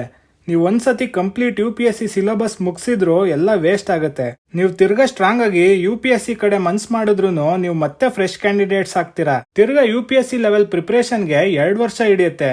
ಈಗ ನಿಮ್ ಪ್ರೀಶಿಯಸ್ ಟೈಮ್ ಕಳ್ಕೊತೀರಾ. ಈ ತರ ತಪ್ಪುಗಳು ನಿಮ್ ಪ್ರಿಪರೇಷನ್ ಟೈಮಲ್ಲಿ ಆಗದೆ ಇರೋ ಹಾಗೆ ನೋಡ್ಕೊಳ್ಳೋದು ನಿಮ್ ಜವಾಬ್ದಾರಿ. ಇನ್ ಕೇಸ್ ನಿಮ್ ಮನೇಲಿ ನಿಮ್ ಮೇಲೆ ಡಿಪೆಂಡ್ ಆಗೋ ಸಿಚುವೇಶನ್ ಇದ್ರೆ ಕೆಲ್ಸಕ್ಕೆ ಹೋಗಿನೂ ಈ ಎಕ್ಸಾಮ್ ಆರಾಮಾಗಿ ಕ್ಲಿಯರ್ ಮಾಡ್ಬೋದು. ಆದ್ರೆ ಕೆಲ್ಸಕ್ಕೆ ಹೋಗೋದ್ರಿಂದ ಅಡ್ವಾಂಟೇಜು ಇರುತ್ತೆ, ಡಿಸ್ಅಡ್ವಾಂಟೇಜು ಇರುತ್ತೆ. ಅಡ್ವಾಂಟೇಜ್ ಏನಂದ್ರೆ ನಿಮ್ ಪ್ರಿಪರೇಷನ್ಗೆ ನೀವೇ ಫಂಡಿಂಗ್ ಮಾಡ್ಕೋಬಹುದು. ಜೊತೆಗೆ ನಿಮ್ ಕೆರಿಯರ್ ಪ್ರೋಗ್ರೆಸ್ ಆಗ್ತಿರೋ ಕಾರಣ ಎಕ್ಸಾಮ್ ಫೇಲ್ ಆದ್ರೆ ಆಲ್ಟರ್ನೇಟ್ ಏನು ಅಂತ ಥಿಂಕ್ ಮಾಡೋ ನೆಸೆಸಿಟಿ ಇರಲ್ಲ. ಡಿಸ್ಅಡ್ವಾಂಟೇಜಸ್ ಗಳು ನೋಡೋದಾದ್ರೆ ದುಡಿತಾ ಇರುವಾಗ ದುಡ್ಡು ಕಡೆನೆ ಜಾಸ್ತಿ ಗಮನ ಹೋಗುತ್ತೆ. ಜೊತೆಗೆ ಕೆರಿಯರ್ಗಿಂತ ಲೈಫ್ ಎಂಜಾಯ್ ಮಾಡೋದೇ ಇಂಪಾರ್ಟೆಂಟ್ ಅನ್ಸುತ್ತೆ. ಆದ್ರಿಂದ ಕೆಲ್ಸಕ್ಕೆ ಹೋಗಿ ಪ್ರಿಪೇರ್ ಆಗ್ತೀನಿ ಅಂದ್ರೆ UPSC ಎಕ್ಸಾಮ್ಸ್ ಮೇಲೆ ತುಂಬಾನೇ ಪ್ಯಾಷನ್ ಇರಬೇಕಾಗುತ್ತೆ. ಯಾಕಂದ್ರೆ ಎಲ್ಲಾ ಸಬ್ಜೆಕ್ಟ್ಸು ಒಂದೇ ತರ ಇರಲ್ಲ. ಕೆಲವೊಂದು ಸಬ್ಜೆಕ್ಟ್ಸು ತುಂಬಾ ಕಾಟ ಕೊಡ್ತವೆ. ಅಂತ ಟೈಮಲ್ಲಿ ನಮ್ಗೆ ಯಾಕಿದೆಲ್ಲ ಅಂತ ವಿತ್ಡ್ರಾಲ್ ಸಿಂಪ್ಟಮ್ಸು ಬರುತ್ತೆ. ಇದನ್ನ ಓವರ್ಕಮ್ ಮಾಡೋ ಗಟ್ಟಿ ಮನ್ಸು ನಿಮ್ದಾಗಿರ್ಬೇಕು. ಜೊತೆಗೆ ಕೆಲ್ಸಕ್ಕೆ ಹೋಗಿ ಓದ್ತೀನಿ ಅನ್ನೋರು ನಿಮ್ ಬಿಸಿ ಶೆಡ್ಯೂಲ್ ಮಧ್ಯೆ ಡೈಲಿ 3 ರಿಂದ 4 ಅವರ್, ವೀಕೆಂಡ್ಸ್ ಅಲ್ಲಿ 5 ರಿಂದ 6 ಅವರ್ ಟೈಮ್ ಮಾಡ್ಕೋಬೇಕಾಗುತ್ತೆ. ಇಷ್ಟು ಟೈಮ್ ಡೆಡಿಕೇಟ್ ಮಾಡಿದ್ರು ನಾರ್ಮಲ್ ಕ್ಯಾಂಡಿಡೇಟ್ಸ್ಗಿಂತ ಕೆಲ್ಸಕ್ಕೆ ಹೋಗ್ತಿರೋರ್ಗೆ ಅರ್ಧ ವರ್ಷ ಜಾಸ್ತಿ ಹಿಡಿಯುತ್ತೆ. ಆದ್ರಿಂದ ಕೆಲ್ಸಕ್ಕೆ ಹೋಗ್ತಿರೋರ್ಗೆ 2.5 ವರ್ಷದ ಎಕ್ಸಾಮ್ ಸೈಕಲ್ ಆಗುತ್ತೆ. ಕೆಲ್ಸಕ್ಕೆ ಹೋಗ್ತಿರೋರು 2024 ಜನವರಿಲಿ ನಿಮ್ ಪ್ರಿಪರೇಷನ್ ಶುರು ಮಾಡಿದ್ರೆ 2026 ಮೇ ಅಲ್ಲಿ ಪ್ರಿಲಿಮ್ಸ್ ಬರ್ದು ಎಕ್ಸಾಮ್ ಕ್ಲಿಯರ್ ಮಾಡಕ್ಕೆ ಸಿದ್ಧ ಆಗಿರ್ತೀರಾ. ಇದ್ರ ಜೊತೆಗೆ ಒಂದ್ ಸಜೆಷನ್ ಏನಂದ್ರೆ ನೀವು ಪ್ರಿಪೇರ್ ಆಗ್ತಿರೋದು ಎಲ್ರಿಗೂ ಹೇಳ್ಕೊಂಡ್ ಬರ್ಬೇಡಿ. Low profile ಅಲ್ಲಿರಿ. ಯಾಕಂದ್ರೆ ಮೊದ್ಲೇ ಎಕ್ಸಾಮ್ ಟೆನ್ಷನ್ ಇರುತ್ತೆ. ಅದರಲ್ಲಿ ನಿಮ್ಗೆ ಗೊತ್ತಿರೋರು ಪದೇ ಪದೇ ಎಕ್ಸಾಮ್ ಏನಾಯ್ತು ಅಂತ ಕೇಳ್ತಿದ್ರೆ ನಿಮ್ಗೂ ಇನ್ನೂ ಟೆನ್ಷನ್ ಜಾಸ್ತಿ ಆಗುತ್ತೆ. ಯಾಕಂದ್ರೆ ನಿಮ್ ಸುತ್ತ ಐ ಹೋಪ್ಸ್ ಕ್ರಿಯೇಟ್ ಮಾಡ್ಕೋಬಾರ್ದು. ನಿಮ್ಗದು ನೆಗೆಟಿವ್ ಆಗಿ ಕಾಡ್ತಿರುತ್ತೆ. ಇವಾಗ 2ನೇ ಪಾಯಿಂಟ್ ನೋಡೋಣ. ನಿಮ್ ಪ್ರಿಪ್ರೇಷನ್ ಒಳ್ಳೆ ಆದಿಲ್ ಸಾಕ್ತಿರ್ಬೇಕು ಅಂದ್ರೆ ಒಳ್ಳೆ UPSC ಫ್ರೆಂಡ್ ಸರ್ಕಲ್ ಇಟ್ಕೊಳ್ಳಿ. ಫ್ರೆಂಡ್ ಸರ್ಕಲ್ ಚಿಕ್ಕದಿದ್ರೂ ಪರವಾಗಿಲ್ಲ, ಆದ್ರೆ ಕ್ವಾಲಿಟಿ ಫ್ರೆಂಡ್ ಸರ್ಕಲ್ ಇರಲಿ. ಇದರಿಂದ ತುಂಬಾ ಅನುಕೂಲಗಳಿದೆ. ಅನುಕೂಲಗಳು ಏನಂದ್ರೆ ನಿಮ್ ಮೈಂಡ್ ಸೆಟ್ಗಳು ಒಂದೇ ರೀತಿ ಇರೋದ್ರಿಂದ ನಿಮ್ ಪ್ರಿಪರೇಷನ್ ಫೇಸ್ ಅಲ್ಲಿ ಬ್ಯಾಡ್ ಡೇಸ್ ಇದ್ದಾಗ ಎನ್ಕರೇಜ್ ಮಾಡಿ ಮುಂದೆ ತಳ್ತಾರೆ. ಜೊತೆಗೆ ಕಾಂಪಿಟೇಟಿವ್ ಫ್ರೆಂಡ್ಸ್ ಇದ್ರೆ ನಿಮ್ಮಲ್ಲೊಂದು ಪಾಸಿಟಿವ್ ಈಗೋ ಇರುತ್ತೆ. ಚೆನ್ನಾಗಿ ಓದ್ಬೇಕು ಅನ್ನೋ ಕಾಂಪಿಟೇಟಿವ್ನೆಸ್ ಇರುತ್ತೆ. ಇದಲ್ದೆ UPSC ವಿಷಯಗಳ ಬಗ್ಗೆ ನಿಮ್ಮಲ್ಲೇ ಚರ್ಚೆಗಳು ಉಟ್ಕೊಳ್ಳುತ್ತೆ. ಎಲ್ಲದಕ್ಕಿಂತ ದೊಡ್ಡ ಅನುಕೂಲ ಅಂದ್ರೆ ತುಂಬಾ ದುಡ್ಡು ವೇಸ್ಟ್ ಮಾಡದೆ ನಿಮ್ ರೆಫರೆನ್ಸ್ಗೆ ಸ್ಟಡಿ ಮೆಟೀರಿಯಲ್ ಶೇರ್ ಮಾಡ್ಕೋಬಹುದು. ಆದ್ರೆ ಒಂದ್ ಜ್ಞಾಪಕ ಇರ್ಲಿ, ಈ ಟಾಪಿಕ್ ನೀನೋದು, ಆ ಟಾಪಿಕ್ ನಾನು ಓದ್ತೀನಿ, ಆಮೇಲೆ ಇಬ್ರು ಡಿಸ್ಕಸ್ ಮಾಡೋಣ ಅನ್ನೋದು ಮಾತ್ರ ಮಾಡಕ್ ಹೋಗ್ಬೇಡಿ. ಯಾಕಂದ್ರೆ ಪ್ರತಿ ವಿಷಯದಲ್ಲೂ ಇಂಡಿವಿಜುವಲ್ ಪರ್ಸ್ಪೆಕ್ಟಿವ್ ತುಂಬಾ ಇಂಪಾರ್ಟೆಂಟ್ ಆಗುತ್ತೆ. ಅದಕ್ಕೆ ಪ್ರಿಪ್ರೇಷನ್ ಇಂಡಿವಿಜುವಲಿಸ್ಟಿಕ್ ಆಗಿರ್ಲಿ, ಆದ್ರೆ ನಿಮ್ ಮೈಂಡ್ ಸೆಟ್ ಅರ್ಥ ಮಾಡ್ಕೊಳ್ಳೋ UPSC ಫ್ರೆಂಡ್ ಸರ್ಕಲ್ ಬೆಳೆಸ್ಕೊಳ್ಳಿ. ಈಗ 3ನೇ ಇಂಪಾರ್ಟೆಂಟ್ ಪಾಯಿಂಟ್ ನೋಡೋಣ. ಈ ಎಕ್ಸಾಮ್ ಕ್ಲಿಯರ್ ಮಾಡಕ್ಕೆ ಡೈಲಿ ಎಷ್ಟು ಅವರ್ ಓದಬೇಕು ಅನ್ನೋ ಡೌಟು ಎಲ್ಲರಿಗೂ ಇರುತ್ತೆ. ಎಷ್ಟು ಅವರ್ ಓದ್ತೀರಾ ಅನ್ನೋದು ಇಂಡಿವಿಜುವಲ್ ಕೆಪಾಸಿಟಿ ಮೇಲೆ ಡಿಪೆಂಡ್ ಆಗುತ್ತೆ. ನಿಮಗೆ ಅರ್ಥ ಮಾಡ್ಸಕ್ಕೆ ಜಿಮ್ ಎಕ್ಸಾಂಪಲ್ ತಗೊಂಡಿದ್ದೀನಿ. ಎಂಥ ದೊಡ್ಡ ಬಾಡಿ ಬಿಲ್ಡರ್ಸ್ ಆದ್ರೂ 5 kg 7.5 kg ಡಂಬಲ್ಸ್ ಎತ್ತಿ ನಿಧಾನಕ್ಕೆ ಫಾರ್ಮ್ ಬಿಲ್ಡ್ ಮಾಡ್ಕೊಂಡು ಬಾಡಿ ಬಿಲ್ಡರ್ಸ್ ಆಗಿರ್ತಾರೆ. ಶಕ್ತಿ ಇದೆ ಅಂತ ಮೊದಲನೇ ದಿನನೇ 15-20 kg ಎತ್ತವರು ಬಾಡಿ ಬಿಲ್ಡ್ ಮಾಡೋದಿರ್ಲಿ, ನೆಕ್ಸ್ಟ್ ದಿನ ಜಿಮ್ ಕಡೆಗೂ ತಲೆ ಹಾಕಲ್ಲ. ಅದಕ್ಕೆ ಫಾರ್ಮ್ ಮತ್ತೆ ಕನ್ಸಿಸ್ಟೆನ್ಸಿ ತುಂಬಾ ಇಂಪಾರ್ಟೆಂಟ್ ಫ್ಯಾಕ್ಟರ್ಸ್. ಅದಕ್ಕೆ ನಾನು 15-16 ಅವರ್ ಓದ್ದೆ ಅಂತ ಈಗೋ ಇಟ್ಕೊಂಡು 3 ದಿನ ಓದಕ್ಕಿಂತ ನಿಧಾನಕ್ಕೆ ಓದೋ ಫಾರ್ಮ್ ಬಿಲ್ಡ್ ಮಾಡಿ ಕನ್ಸಿಸ್ಟೆಂಟ್ ಆಗಿ ಪ್ರತಿದಿನ 6-8 ಅವರ್ ಓದಕ್ ಶುರು ಮಾಡಿದ್ರೆ ಈ ಎಕ್ಸಾಮ್ ಈಸಿಯಾಗಿ ಕ್ಲಿಯರ್ ಮಾಡಬಹುದು. ಕೆಲ್ಸಕ್ಕೆ ಹೋಗ್ತಿರೋರು ಡೈಲಿ 4 ಅವರ್ ಕೊಡಕ್ ಟ್ರೈ ಮಾಡಿ. ವೀಕೆಂಡ್ಸ್ ಅಲ್ಲಿ 6-8 ಅವರ್ ಓದಕ್ ಟ್ರೈ ಮಾಡಿ. 6-8 ಅವರ್ ಕನ್ಸಿಸ್ಟೆಂಟ್ ಆಗಿ ಓದೋದು ಅಷ್ಟು ಈಸಿಯಾಗಿ ಬರಲ್ಲ. ನಿಧಾನಕ್ಕೆ ನಿಮ್ ಸ್ಟಡಿ ಟೈಮ್ ಫಾರ್ಮ್ ನ ಇನ್ಕ್ರೀಸ್ ಮಾಡ್ಕೊಂಡು ಕನ್ಸಿಸ್ಟೆಂಟ್ ಆಗಿರಕ್ಕೆ ಪ್ರಯತ್ನ ಪಡಿ. ನಿಮಗ್ ತೊಂದರೆ ಕೊಡೋ ಸಬ್ಜೆಕ್ಟ್ಸ್ ಗಳು ಪ್ರಿಪರೇಷನ್ ಬಗ್ಗೆನೆ ಬೇಜಾರ್ ಮೂಡ್ಸೋ ಟೈಮ್ ಬಂದಾಗ ನಿಮ್ ಸ್ಟಡಿ ಟೈಮ್ ಫಾರ್ಮ್ ಖಂಡಿತ ಹಾಳಾಗುತ್ತೆ. ಇಂಥ ಟೈಮಲ್ಲಿ 2-3 ದಿನ ಶಾರ್ಟ್ ಬ್ರೇಕ್ ತಗೊಳ್ಳೋದು ಒಳ್ಳೇದೇ. ತಿರ್ಗಾ ಫ್ರೆಶ್ ಆಗಿ ಒಳ್ಳೆ ಕಂಬ್ಯಾಕ್ ಮಾಡ್ತೀರಾ. ಆದ್ರೆ ಜ್ಞಾಪಕ ಇರ್ಲಿ, ಬ್ರೇಕ್ ಜಾಸ್ತಿ ಆಗೋದು ಬೇಡ. ಯಾಕಂದ್ರೆ ಬ್ರೇಕ್ಸ್ ಜಾಸ್ತಿ ಆದಷ್ಟು ನಿಮ್ ಮನ್ಸ್ನ ಏಕಾಗ್ರತೆಯಿಂದ ಓದಕ್ ಕೂರ್ಸೋದು ಕಷ್ಟ ಆಗುತ್ತೆ, ಕನ್ಸಿಸ್ಟೆನ್ಸಿನೂ ಹಾಳಾಗುತ್ತೆ. ಇವಾಗ 4ನೇ ಇಂಪಾರ್ಟೆಂಟ್ ಪಾಯಿಂಟ್ ನೋಡೋಣ. ಇತ್ತೀಚೆಗೆ ಯೂಟ್ಯೂಬ್ ಅಲ್ಲೇ ಎಲ್ಲ ಮೆಟೀರಿಯಲ್ ಸಿಗೋದ್ರಿಂದ ಕೋಚಿಂಗ್ ಕ್ಲಾಸಸ್ ಎಲ್ಲ ಬರೀ ಸ್ಕ್ಯಾಮು, ಸುಮ್ನೆ ದುಡ್ಡು ವಸೂಲಿ ಮಾಡ್ತಾರೆ, ಏನು ಪ್ರಯೋಜನ ಇಲ್ಲ ಅನ್ನೋ ಭಾವನೆಗಳು UPSC ಆಸ್ಪಿರೆಂಟ್ಸ್ ಮನ್ಸಲ್ಲಿ ಮೂಡಿರುತ್ತೆ. ಆದ್ರೆ ಇದು ತಪ್ಪು ಕಲ್ಪನೆ. ಯಾಕಂದ್ರೆ ಯೂಟ್ಯೂಬ್ ವಿಡಿಯೋಸ್ ನಿಮ್ ರೆಫರೆನ್ಸ್ ಇರುತ್ತೆ ಬಿಟ್ರೆ ಪ್ರಿಪರೇಷನ್ಗೆ ತುಂಬಾ ಮುಖ್ಯವಾದ ಪಾತ್ರ ವಹಿಸಲ್ಲ, ಬರೀ ಸಪ್ಲಿಮೆಂಟ್ ಆಗಿರುತ್ತೆ. ನೀವು ಸೀರಿಯಸ್ ಆಸ್ಪಿರೆಂಟ್ಸ್ ಆಗಿದ್ರೆ ದಯವಿಟ್ಟು ಒಂದ್ಸತಿ ಕೋಚಿಂಗ್ ಸೇರ್ಕೊಳ್ಳಿ. ಒಳ್ಳೆ ಕೋಚಿಂಗ್ ಸೆಂಟರ್ ಆಯ್ಕೆ ಮಾಡ್ಕೊಂಡು ಸೇರ್ಕೊಳ್ಳಿ. ಯಾಕೆ ಈಗ ಹೇಳ್ತಿದ್ದೀನಿ ಅಂದ್ರೆ, ಫ್ರೆಶರ್ಸ್ಗೆ ಯಾವ್ದಾದ್ರು ಒಂದು ವಿಷಯ ಕೊಟ್ಟು ಅದ್ರ ಬಗ್ಗೆ ಆನ್ಸರ್ಸ್ ಬರೀರಿ ಅಂದ್ರೆ ತುಂಬಾ ಜನಕ್ಕೆ ನ್ಯಾರೋ ಥಿಂಕಿಂಗ್ ಇರುತ್ತೆ. ಕೊಟ್ಟಿರೋ ವಿಷಯದ ಬೇರೆ ಬೇರೆ ಆಯಾಮಗಳು ಗೊತ್ತಾಗಲ್ಲ. ಸಿಂಪಲ್ ಆಗಿ ಹೇಳ್ಬೇಕು ಅಂದ್ರೆ ಬಾವಿ ಕಪ್ಪೆಗಳ ತರ ಯೋಚನೆ ಮಾಡ್ತಿರ್ತೀವಿ. ಇಲ್ಲೇ ಕೋಚಿಂಗ್ ಸೆಂಟರ್ಗಳು ನಿಮ್ ಉಪಯೋಗಕ್ಕೆ ಬರೋದು. ನಿಮ್ ಸ್ಕಿಲ್ಸ್ ಡೆವಲಪ್ ಮಾಡಿ, ನಿಮ್ ವಿಷನ್ ನ ದೊಡ್ಡದ್ ಮಾಡಿ, ಎಲ್ಲ ಡೈಮೆನ್ಷನ್ ಅಲ್ಲೂ ಒಂದ್ ವಿಷಯನ ವ್ಯಾಖ್ಯಾನ ಮಾಡೋ ಗುಣನ ನಿಮ್ಮಲ್ಲಿ ಅಳವಡಿಸ್ತಾರೆ. ಇನ್ನು ಕೋಚಿಂಗ್ ಇನ್ಸ್ಟಿಟ್ಯೂಟ್ ಅವ್ರ ಪರ್ಸ್ಪೆಕ್ಟಿವ್ ಅಲ್ಲಿ ಹೇಳ್ಬೇಕಂದ್ರೆ, ಅವರು ನಿಮ್ನ ನಾರ್ಮಲ್ ಕ್ಯಾಂಡಿಡೇಟ್ ಆಗಿ ನೋಡಲ್ಲ. ಒಬ್ಬೊಬ್ರು ಫ್ಯೂಚರ್ ಆಫೀಸರ್ಸ್ ಆಗೋ ಮೆರಿಟ್ ಇರೋರ್ ತರ ಭಾವಿಸಿ ನಿಮ್ನ ಅದೇ ತರ ಟ್ರೀಟ್ ಮಾಡ್ತಾರೆ. ಯಾಕಂದ್ರೆ ಅವ್ರ ಇನ್ಸ್ಟಿಟ್ಯೂಟ್ ಇಂದ ಯಾರಾದ್ರೂ ಎಕ್ಸಾಮ್ ಕ್ಲಿಯರ್ ಮಾಡಿದ್ರೆ ಅವ್ರ ಇನ್ಸ್ಟಿಟ್ಯೂಟ್ಗೆ ಒಳ್ಳೆ ಹೆಸರಲ್ದೆ ಅವ್ರ ಬಿಸ್ನೆಸ್ ಡೆವಲಪ್ಮೆಂಟ್ಗೆ ಒಳ್ಳೆ ನೆಟ್ವರ್ಕು ಸಿಕ್ದಂಗ್ ಆಗುತ್ತೆ. ಆದ್ರಿಂದ ಎಲ್ಲ ಕ್ಯಾಂಡಿಡೇಟ್ಸ್ ಜೊತೆ ಒಳ್ಳೆ ಇಂಟರಾಕ್ಷನ್ ಇಟ್ಕೊಂಡಿರ್ತಾರೆ. ಜೊತೆಗೆ ಕೋಚಿಂಗ್ ಎಲ್ಲ ಮುಗಿಸಿದ್ಮೇಲೂ ನಿಮಗೆ ಯಾವ್ದಾದ್ರು ಟಾಪಿಕ್ ಕಷ್ಟ ಅನ್ಸಿ ನೀವು ರಿಕ್ವೆಸ್ಟ್ ಮಾಡ್ಕೊಂಡ್ರೆ ನಿಮ್ಗೆ ಆ ಟಾಪಿಕ್ ಕ್ಲಾಸಸ್ ಅಟೆಂಡ್ ಮಾಡಕ್ ಬಿಡ್ತಾರೆ. ನಿಮ್ಗೆ ಇನ್ನೊಂದ್ಸತಿ ಕೋಚಿಂಗ್ ತಗೋಬೇಕನ್ಸಿದ್ರು ಸೀರಿಯಸ್ ಕ್ಯಾಂಡಿಡೇಟ್ಸ್ ಅಂತ ಫೀಸಲ್ಲಿ ಕನ್ಸೆಷನ್ ಕೊಡ್ತಾರೆ. ಜೊತೆಗೆ ಸಬ್ಸಿಕ್ವೆಂಟ್ ಇಯರ್ ಟೆಸ್ಟ್ ಸೀರೀಸ್ಗಳಲ್ಲಿ ಫೀಸ್ ನೆಗೋಸಿಯೇಷನ್ ಮಾಡ್ಬೋದು. ಓವರ್ ಆಲ್ ನಿಮ್ಗೆ ಕೋಚಿಂಗ್ ಇನ್ಸ್ಟಿಟ್ಯೂಟ್ಸ್ ಇಂದ ಬೆನಿಫಿಟ್ಸೇ ಜಾಸ್ತಿ. ಇವಾಗ ಪ್ರಿಲಿಮ್ಸ್, ಮೇನ್ಸ್, ಇಂಟರ್ವ್ಯೂ ಬಗ್ಗೆ ತಿಳ್ಕೊಳ್ಳೋಣ. ಮೊದಲಿಗೆ ಪ್ರಿಲಿಮ್ಸ್ ಎಕ್ಸಾಮ್ ಹೇಗ್ ಡಿಸೈನ್ ಮಾಡಿದ್ದಾರೆ, ಪ್ರಿಲಿಮ್ಸ್ ನ ಮಾಸ್ಟರ್ ಮಾಡಿ 14,000 ಜನ ಸೆಲೆಕ್ಟ್ ಆಗೋ ಲಿಸ್ಟ್ ಅಲ್ಲಿ ನಿಮ್ ಹೆಸರು ಇರ್ಬೇಕಂದ್ರೆ ಏನ್ ಮಾಡ್ಬೇಕು ತಿಳ್ಕೊಳ್ಳೋಣ. ಪ್ರಿಲಿಮ್ಸ್ ಪದ ಪ್ರಯೋಗದ ಎಕ್ಸಾಮು, ಜೊತೆಗೆ ನೀವು ಪಡ್ಕೊಂಡಿರೋ ಜ್ಞಾನನ ಹೇಗ್ ಅಪ್ಲೈ ಮಾಡ್ತೀರಾ ಅಂತ ಟೆಸ್ಟ್ ಮಾಡೋ ಎಕ್ಸಾಮು. ನಿಮ್ಗೆಲ್ಲ ಗೊತ್ತಿದೆ, ರೂಲ್ಸ್ಗಳು ಯಾವಾಗ್ಲೂ ಪದಗಳ ಯುದ್ಧ, ಅಂದ್ರೆ ವಾರ್ ಆಫ್ ವರ್ಡ್ಸ್. ಒಂದೇ ರೂಲ್ ಇಟ್ಕೊಂಡು ಪಾಸಿಟಿವ್ ಆಗು ವ್ಯಾಖ್ಯಾನಿಸಬಹುದು, ನೆಗೆಟಿವ್ ಆಗು ವ್ಯಾಖ್ಯಾನಿಸಬಹುದು. ಒಂದ್ ಎಕ್ಸಾಂಪಲ್ ಕೊಡ್ಬೇಕಂದ್ರೆ, ನೀವೆಲ್ಲ ನ್ಯೂಸ್ ಫಾಲೋ ಮಾಡ್ತಿರ್ತೀರಾ. ನಿಮಗ್ ಗೊತ್ತಿರುತ್ತೆ, ಡೇ ಬೈ ಡೇ ನಮ್ ಫಾರಿನ್ ಮಿನಿಸ್ಟರ್ ಜೈಶಂಕರ್ ಅವ್ರ ಪಾಪ್ಯುಲಾರಿಟಿ ಜಾಸ್ತಿ ಆಗ್ತಿದೆ. ರಷ್ಯಾಗೂ ಬೇಜಾರ್ ಮಾಡ್ದೆ, ಅಮೆರಿಕಾಗೂ ಬೇಜಾರ್ ಮಾಡ್ದೆ, ನಮ್ ಭಾರತದ ಹಿತದೃಷ್ಟಿಲಿ MOUಗಳು ಸೈನ್ ಆಗ್ತಿದೆ. ಇದಕ್ಕೆ ಮೂಲ ಕಾರಣ ಬರೀ ಜೈಶಂಕರ್ ಅವರಲ್ಲ, ಅವ್ರ ಜೊತೆಗೆ ಅವ್ರ ತಂಡದಲ್ಲಿರೋ ಪ್ರತಿಭಾವಂತ IFS ಆಫೀಸರ್ಗಳು. ಇವರು ಯಾವ್ದೇ ಲೀಗಲ್ ಟ್ರಾಪ್ಸ್ ಒಳಗಾಗದೆ ಇರೋ ಡಾಕ್ಯುಮೆಂಟ್ಸ್ ಡ್ರಾಫ್ಟ್ ಮಾಡೋ ಅಬಿಲಿಟಿ ಇರೋರು. ನೀವು ಸರ್ವಿಸ್ ಜಾಯ್ನ್ ಆಗೋಕ್ಕಿಂತ ಮುಂಚೆ ನಿಮ್ ಎಕ್ಸಾಮ್ಸ್ ಎಲ್ಲ ಕ್ಲಿಯರ್ ಆದ್ಮೇಲೆ ನಿಮ್ಗೆ ಡಾಕ್ಯುಮೆಂಟ್ ಡ್ರಾಫ್ಟ್ ಮಾಡೋ ತರಬೇತಿ ಕೊಡ್ತಾರೆ. ಆದ್ರೆ ಡಾಕ್ಯುಮೆಂಟ್ ಡ್ರಾಫ್ಟ್ ಮಾಡಕ್ಕೆ ಬೇಕಿರೋ ಬೇಸಿಕ್ ಅಬಿಲಿಟಿ ಏನಂದ್ರೆ, ಡಾಕ್ಯುಮೆಂಟ್ ಓದುವಾಗ ಸ್ಟೇಟ್ಮೆಂಟ್ಸ್ ಗಳಲ್ಲಿ ಏನಾದ್ರೂ ಫಾಲ್ಸ್ ಟ್ರಾಪ್ಸ್ ಗಳಿದ್ಯಾ ಅಥವಾ ಮಿಸ್ಇನ್ಫಾರ್ಮೇಶನ್ ಇದೆಯಾ ಅಂತ ಕಂಡುಹಿಡಿಯೋದು. ಈ ಅಬಿಲಿಟಿನೇ ಪ್ರಿಲಿಮ್ಸ್ ಎಕ್ಸಾಮ್ ಅಲ್ಲಿ ಟೆಸ್ಟ್ ಮಾಡೋದು. ಅದಕ್ಕೆ ಪ್ರಿಲಿಮ್ಸ್ ಅಲ್ಲಿ ಬರ್ತಾ ಸ್ಟೇಟ್ಮೆಂಟ್ ಬೇಸ್ಡ್ ಕ್ವಶನ್ಸ್ ಜಾಸ್ತಿ ಇರುತ್ತೆ. ಸ್ಟೇಟ್ಮೆಂಟ್ಸ್ ಅಲ್ಲಿ ಟ್ರ್ಯಾಪ್ ಹೇಗಿರುತ್ತೆ ಅನ್ನೋದಕ್ಕೆ ಒಂದ್ ಸಣ್ಣ ಎಕ್ಸಾಂಪಲ್ ನೋಡೋಣ. ಈ ವರ್ಷದ ಪ್ರಿಲಿಮ್ಸ್ ಅಲ್ಲಿ ರಿಸರ್ವೇಶನ್ ಬಗ್ಗೆ ಕ್ವೆಶನ್ ಕೇಳಿದ್ರು. ಇದರಲ್ಲಿ ಸೆಕೆಂಡ್ ಸ್ಟೇಟ್ಮೆಂಟ್ ನೋಡಿ, constitution defines the term efficiency of administration ಅಂತ ಇದೆ. ಇಲ್ಲಿ ಡಿಫೈನ್ ಅನ್ನೋ ವರ್ಡೇ ಟ್ರ್ಯಾಪು. ಯಾಕಂದ್ರೆ ಎಕ್ಸಾಮ್ ಬರೆಯೋ ಟೆನ್ಷನ್ ಅಲ್ಲಿ ನೀವು ಅದನ್ನ ಸರಿಯಾಗಿ ಗಮನಿಸಲ್ಲ. ನಿಮ್ಗೆ ಆರ್ಟಿಕಲ್ 335 ರಿಸರ್ವೇಶನ್ ಬಗ್ಗೆ ಅಂತ ಗೊತ್ತಿರುತ್ತೆ. ರಿಸರ್ವೇಶನ್ ಅಲ್ಲಿ ಲಿಮಿಟೇಷನ್ ಇದೆ. ಯಾಕಂದ್ರೆ ಅಡ್ಮಿನಿಸ್ಟ್ರೇಷನ್ ಎಫಿಷಿಯನ್ಸಿ ಮೇಂಟೈನ್ ಮಾಡಕ್ಕೆ ಜನರಲ್ ಮೆರಿಟ್ ಅವ್ರನ್ನ ಅಕಾಮಿಡೇಟ್ ಮಾಡ್ಕೋತಾರೆ ಅಂತಾನೂ ನಿಮಗೆ ಗೊತ್ತಿರುತ್ತೆ. ಆದ್ರಿಂದ ಸ್ಟೇಟ್ಮೆಂಟ್ ಕರೆಕ್ಟ್ ಅಂತ ಹಾಕ್ ಬರ್ತೀರಾ. ಆದ್ರೆ ಆ ಸ್ಟೇಟ್ಮೆಂಟ್ ಅಲ್ಲಿ ಕೇಳಿರೋದು ಕಾನ್ಸ್ಟಿಟ್ಯೂಷನ್ 50% ಇಡಿ ಅಥವಾ ಸಮ್ X% ರಿಸರ್ವೇಶನ್ ಇಡಿ ಅಂತ ಡಿಫೈನ್ ಮಾಡಿದೆ ಅಂತ. ಇಲ್ಲೇ ಎಡಬೋದು. ಯಾಕಂದ್ರೆ ಕಾನ್ಸ್ಟಿಟ್ಯೂಷನ್ ರಿಸರ್ವೇಶನ್ ಲಿಮಿಟ್ ಮಾಡೋ ಕರ್ತವ್ಯ ಗೌರ್ಮೆಂಟ್ಗೆ ಕೊಟ್ಟಿದೆ.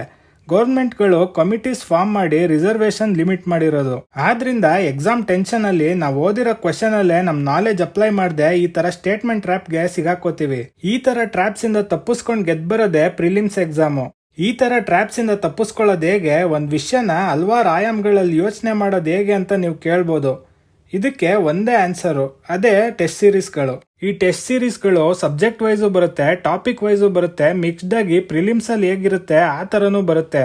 ಒಟ್ನಲ್ಲಿ ಒಳ್ಳೆ ಕೋಚಿಂಗ್ ಇನ್ಸ್ಟಿಟ್ಯೂಟ್ ಟೆಸ್ಟ್ ಸೀರೀಸ್ ತಗೊಂಡು ಪ್ರಾಕ್ಟೀಸ್ ಮಾಡಿ. ಈ ಟೆಸ್ಟ್ ಸೀರೀಸು ಮತ್ತೆ ಪ್ರೀವಿಯಸ್ ಇಯರ್ ಕ್ವೆಶನ್ ಪೇಪರ್ಗಳೇ ನಿಮ್ನ 50,000 ಲಿಸ್ಟ್ ಇಂದ 14,000 ಲಿಸ್ಟ್ ಒಳಗೆ ಹೋಗೋ ಹಾಗೆ ಮಾಡೋದು. ಇನ್ನೊಂದ್ಸತಿ ಹೇಳ್ತಾ ಇದ್ದೀನಿ, ಟೆಸ್ಟ್ ಸೀರೀಸ್ ಜೊತೆ ಪ್ರೀವಿಯಸ್ ಇಯರ್ ಕ್ವೆಶನ್ ಪೇಪರು ತುಂಬಾ ಇಂಪಾರ್ಟೆಂಟು. 5 ವರ್ಷದ ಪ್ರೀವಿಯಸ್ ಇಯರ್ ಪೇಪರ್ಸ್ನು ಸಾಲ್ವ್ ಮಾಡಿ, ಇದರಿಂದ ತುಂಬಾ ಕಾನ್ಫಿಡೆನ್ಸ್ ಸಿಗತ್ತೆ. ಇದ್ರ ಜೊತೆಗೆ ಒಂದ್ಸತಿ topic wise test series exam ಕೊಟ್ಟಿದ ತಕ್ಷಣ ಇಂಡಿವಿಜುವಲಿಸ್ಟಿಕ್ ಆಗಿ ನಿಮ್ನ ನೀವೇ ಅನಲೈಸ್ ಮಾಡ್ಕೊಳ್ಳಿ. ಇದು ತುಂಬಾ ಇಂಪಾರ್ಟೆಂಟು. ಯಾಕಂದ್ರೆ ಹಿಂದಿನ ಕಾಲದಲ್ಲಿ ಋಷಿ ಮುನಿಗಳು ತಪಸ್ಸು ಕೂರೋದ್ ಕೇಳಿರ್ತೀರ. ಆ ತಪಸ್ಸಂದ್ರೆ ವಿಷಯದ ಮೇಲೆ ಗಾಢವಾದ ಯೋಚನೆ. ತಪಸ್ ಮಾಡಿದ್ಕೆ ದೇವ್ರ ಪ್ರತ್ಯಕ್ಷ ಆದ್ರು ಅಂತಾನೂ ಕೇಳಿರ್ತೀರ. ಆ ದೇವ್ರೆ ಹೊಸ ಐಡಿಯಾಗಳು ಅಥವಾ ತಪಸ್ಸಿಂದ ಸಂಪಾದನೆ ಆಗೋ ಜ್ಞಾನ. ಹೀಗೇನೆ ಟಾಪಿಕ್ ವೈಸ್ ಟೆಸ್ಟ್ ಸೀರೀಸ್ ಅಲ್ಲಿ ಸ್ಟೇಟ್ಮೆಂಟ್ ಬೇಸ್ಡ್ ಕ್ವೆಶನ್ಸ್ ಇರುವಾಗ ಆ ಟಾಪಿಕ್ ನ 16 ಆಯಾಮದಲ್ಲಿ ಯೋಚನೆ ಮಾಡಕ್ ಶುರು ಮಾಡ್ತೀರಾ. ನೆಕ್ಸ್ಟ್ ಸತಿ ಆ ಟಾಪಿಕ್ ನ ರಿವೈಸ್ ಮಾಡಿದಾಗ ಆಯಾಮಗಳ ಸಮೇತ ಟಾಪಿಕ್ಸ್ ಗಳು ನಿಮ್ ಮೆಮೊರಿಯಲ್ಲಿ ಗಟ್ಟಿಯಾಗಿ ಕೂರುತ್ತೆ. ಇದರಿಂದ ಮುಂದೆ ಬರೋ ಟೆಸ್ಟ್ ಸೀರೀಸು ಅಥವಾ ಪ್ರಿಲಿಮ್ಸ್ ಎಕ್ಸಾಮ್ ಅಲ್ಲಿ ತುಂಬಾ ಕಮ್ಮಿ ಮಿಸ್ಟೇಕ್ಸ್ ಮಾಡ್ತೀರಾ. ಇವಾಗ ಮೇನ್ಸ್ ಎಕ್ಸಾಮ್ ಬಗ್ಗೆ ತಿಳ್ಕೊಳ್ಳೋಣ. ಮೇನ್ಸ್ ಎಕ್ಸಾಮು ನೀವೆಷ್ಟು ಜ್ಞಾನ ಸಂಪಾದಿಸಿದ್ದೀರಾ ಅಂತ ಟೆಸ್ಟ್ ಮಾಡೋ ಎಕ್ಸಾಮು. ಇಲ್ಲಿ ಟ್ರಿಕ್ಕಿ ಕ್ವೆಶನ್ಸ್ಗಳು ಇರಲ್ಲ, ಬದಲಾಗಿ ಸಿಲೆಬಸ್ ಅಲ್ಲಿರೋ ಟಾಪಿಕ್ಸ್ ನ ಎಷ್ಟು ಚೆನ್ನಾಗಿ ಅರ್ಥ ಮಾಡ್ಕೊಂಡಿದ್ದೀರಾ ಅಂತ ಟೆಸ್ಟ್ ಮಾಡ್ತಾರೆ. ಮೇನ್ಸ್ ಎಕ್ಸಾಮ್ಗೆ ಬೇಸಿಕ್ ಸಜೆಷನ್ ಅಂದ್ರೆ ನಿಮಗೆ ಚೆನ್ನಾಗಿ ಸೂಟ್ ಆಗೋ ಒಳ್ಳೆ ಪೆನ್ ಚೂಸ್ ಮಾಡ್ಕೊಂಡು ಅದರಲ್ಲೇ ಪ್ರಾಕ್ಟೀಸ್ ಮಾಡಿ. ಯಾಕಂದ್ರೆ ಪೆನ್ನು ನಿಮ್ ಮೇನ್ಸ್ ಎಕ್ಸಾಮ್ ಅಲ್ಲಿ ತುಂಬಾ ಇಂಪಾರ್ಟೆಂಟ್ ರೋಲ್ ಪ್ಲೇ ಮಾಡುತ್ತೆ. ನೀವು ಚೂಸ್ ಮಾಡೋ ಪೆನ್ನು ನಿಮ್ಗೆ ಫಾಸ್ಟ್ ಆಗಿ ಬರೆಯಕ್ ಅನುಕೂಲ ಮಾಡ್ಕೊಡ್ಬೇಕು. ಈ ಸಜೆಷನ್ ತುಂಬಾ ಬೇಸಿಕ್ ಸಜೆಷನ್ ಆದ್ರೂ ಯಾಕೆ ಹೇಳ್ತಿದ್ದೀನಿ ಅಂದ್ರೆ, ತುಂಬಾ ಜನ ಆಸ್ಪಿರೆಂಟ್ಸ್ ಹ್ಯಾಂಡ್ ರೈಟಿಂಗ್ ಅಲ್ಲಿ ಇಂಪ್ರೆಸ್ ಮಾಡಕ್ಕೆ ಫ್ಯಾನ್ಸಿ ಪೆನ್ಸ್ ಎಲ್ಲ ತಗೊಂಡು ಟೈಮ್ ಕೀಪ್ ಅಪ್ ಮಾಡದೆ ತುಂಬಾ ಮಾರ್ಕ್ಸ್ ಕಳ್ಕೊತಾರೆ. ನೆನ್ಪಿರ್ಲಿ, ಮೇನ್ಸ್ ಎಕ್ಸಾಮು ಪದಗಳ ಫ್ಯಾಷನ್ ಶೋ ಅಲ್ಲ, ಬದಲಾಗಿ ನಿಮ್ ನಾಲೆಜ್ ಟೆಸ್ಟ್ ಮಾಡೋ ಎಕ್ಸಾಮು. ಈ ಪಾಯಿಂಟ್ ತುಂಬಾ ಸ್ಟ್ರೆಸ್ ಮಾಡಿ ಹೇಳ್ತಿದ್ದೀನಿ, ಯಾಕಂದ್ರೆ ತುಂಬಾ ಜನಕ್ಕೆ ಮೇನ್ಸ್ ವ್ಯಾಲ್ಯೂಯೇಷನ್ ಹೇಗಾಗುತ್ತೆ ಅಂತ ಗೊತ್ತಿಲ್ಲ. ಆದ್ರಿಂದ ಜನರಲ್ ಸ್ಟಡೀಸ್ 4 ಪೇಪರ್ ವ್ಯಾಲ್ಯೂಯೇಷನ್ ಹೇಗಾಗುತ್ತೆ ತಿಳಿಸ್ಕೊಡ್ತೀನಿ. ಇದರಿಂದ ಮುಂದೆ ನೀವು ಮಾಡಬಹುದಾದಂತ ತಪ್ಪುಗಳನ್ನ ಈಗಲೇ ಸರಿಪಡಿಸ್ಕೋಬಹುದು. ಜನರಲ್ ಸ್ಟಡೀಸ್ ಕ್ವೆಶನ್ ಪೇಪರ್ ಅಲ್ಲಿ 10 ಮಾರ್ಕ್ಸ್ ಮತ್ತೆ 15 ಮಾರ್ಕ್ಸಿನ ಕ್ವೆಶನ್ ಇರುತ್ತೆ. ಒಟ್ಟು 250 ಮಾರ್ಕ್ಸ್ಗೆ ಒಂದು GS ಪೇಪರ್ ಇರುತ್ತೆ. 10 ಮಾರ್ಕ್ಸ್ ಕ್ವೆಶನ್ಗೆ ಪೇಪರ್ ವ್ಯಾಲ್ಯೂಯೇಷನ್ ಮಾಡೋರು ಎಂತ ಎಕ್ಸಲೆಂಟ್ ಆನ್ಸರ್ ಬರೋದ್ರು 6 ಮಾರ್ಕ್ಸೇ ಕೊಡೋದು. 15 ಮಾರ್ಕ್ಸ್ ಕ್ವೆಶನ್ ಅಲ್ಲಿ ಗುಡ್ ಆನ್ಸರ್ಗೆ 8 ಮಾರ್ಕ್ಸ್ ಕೊಡ್ತಾರೆ. ಎಕ್ಸಲೆಂಟ್ ಆನ್ಸರ್ಗೂ 10 ಮಾರ್ಕ್ಸೇ ಮ್ಯಾಕ್ಸಿಮಮ್ ಕೊಡೋದು. ಈ ತರ ವ್ಯಾಲ್ಯೂಯೇಷನ್ ಮಾಡೋದ್ರಿಂದನೇ 250ಕ್ಕೆ 100ರಿಂದ 110 ಮಾರ್ಕ್ಸ್ ತೆಗೆದ್ರೆ ಅದೇ GS ಅಲ್ಲಿ ಹೈಯೆಸ್ಟ್. GS ಪೇಪರ್ ಅಲ್ಲಿ ಮ್ಯಾಕ್ಸಿಮಮ್ ನೋಡಿರೋದೇ 120 ಮಾರ್ಕ್ಸ್.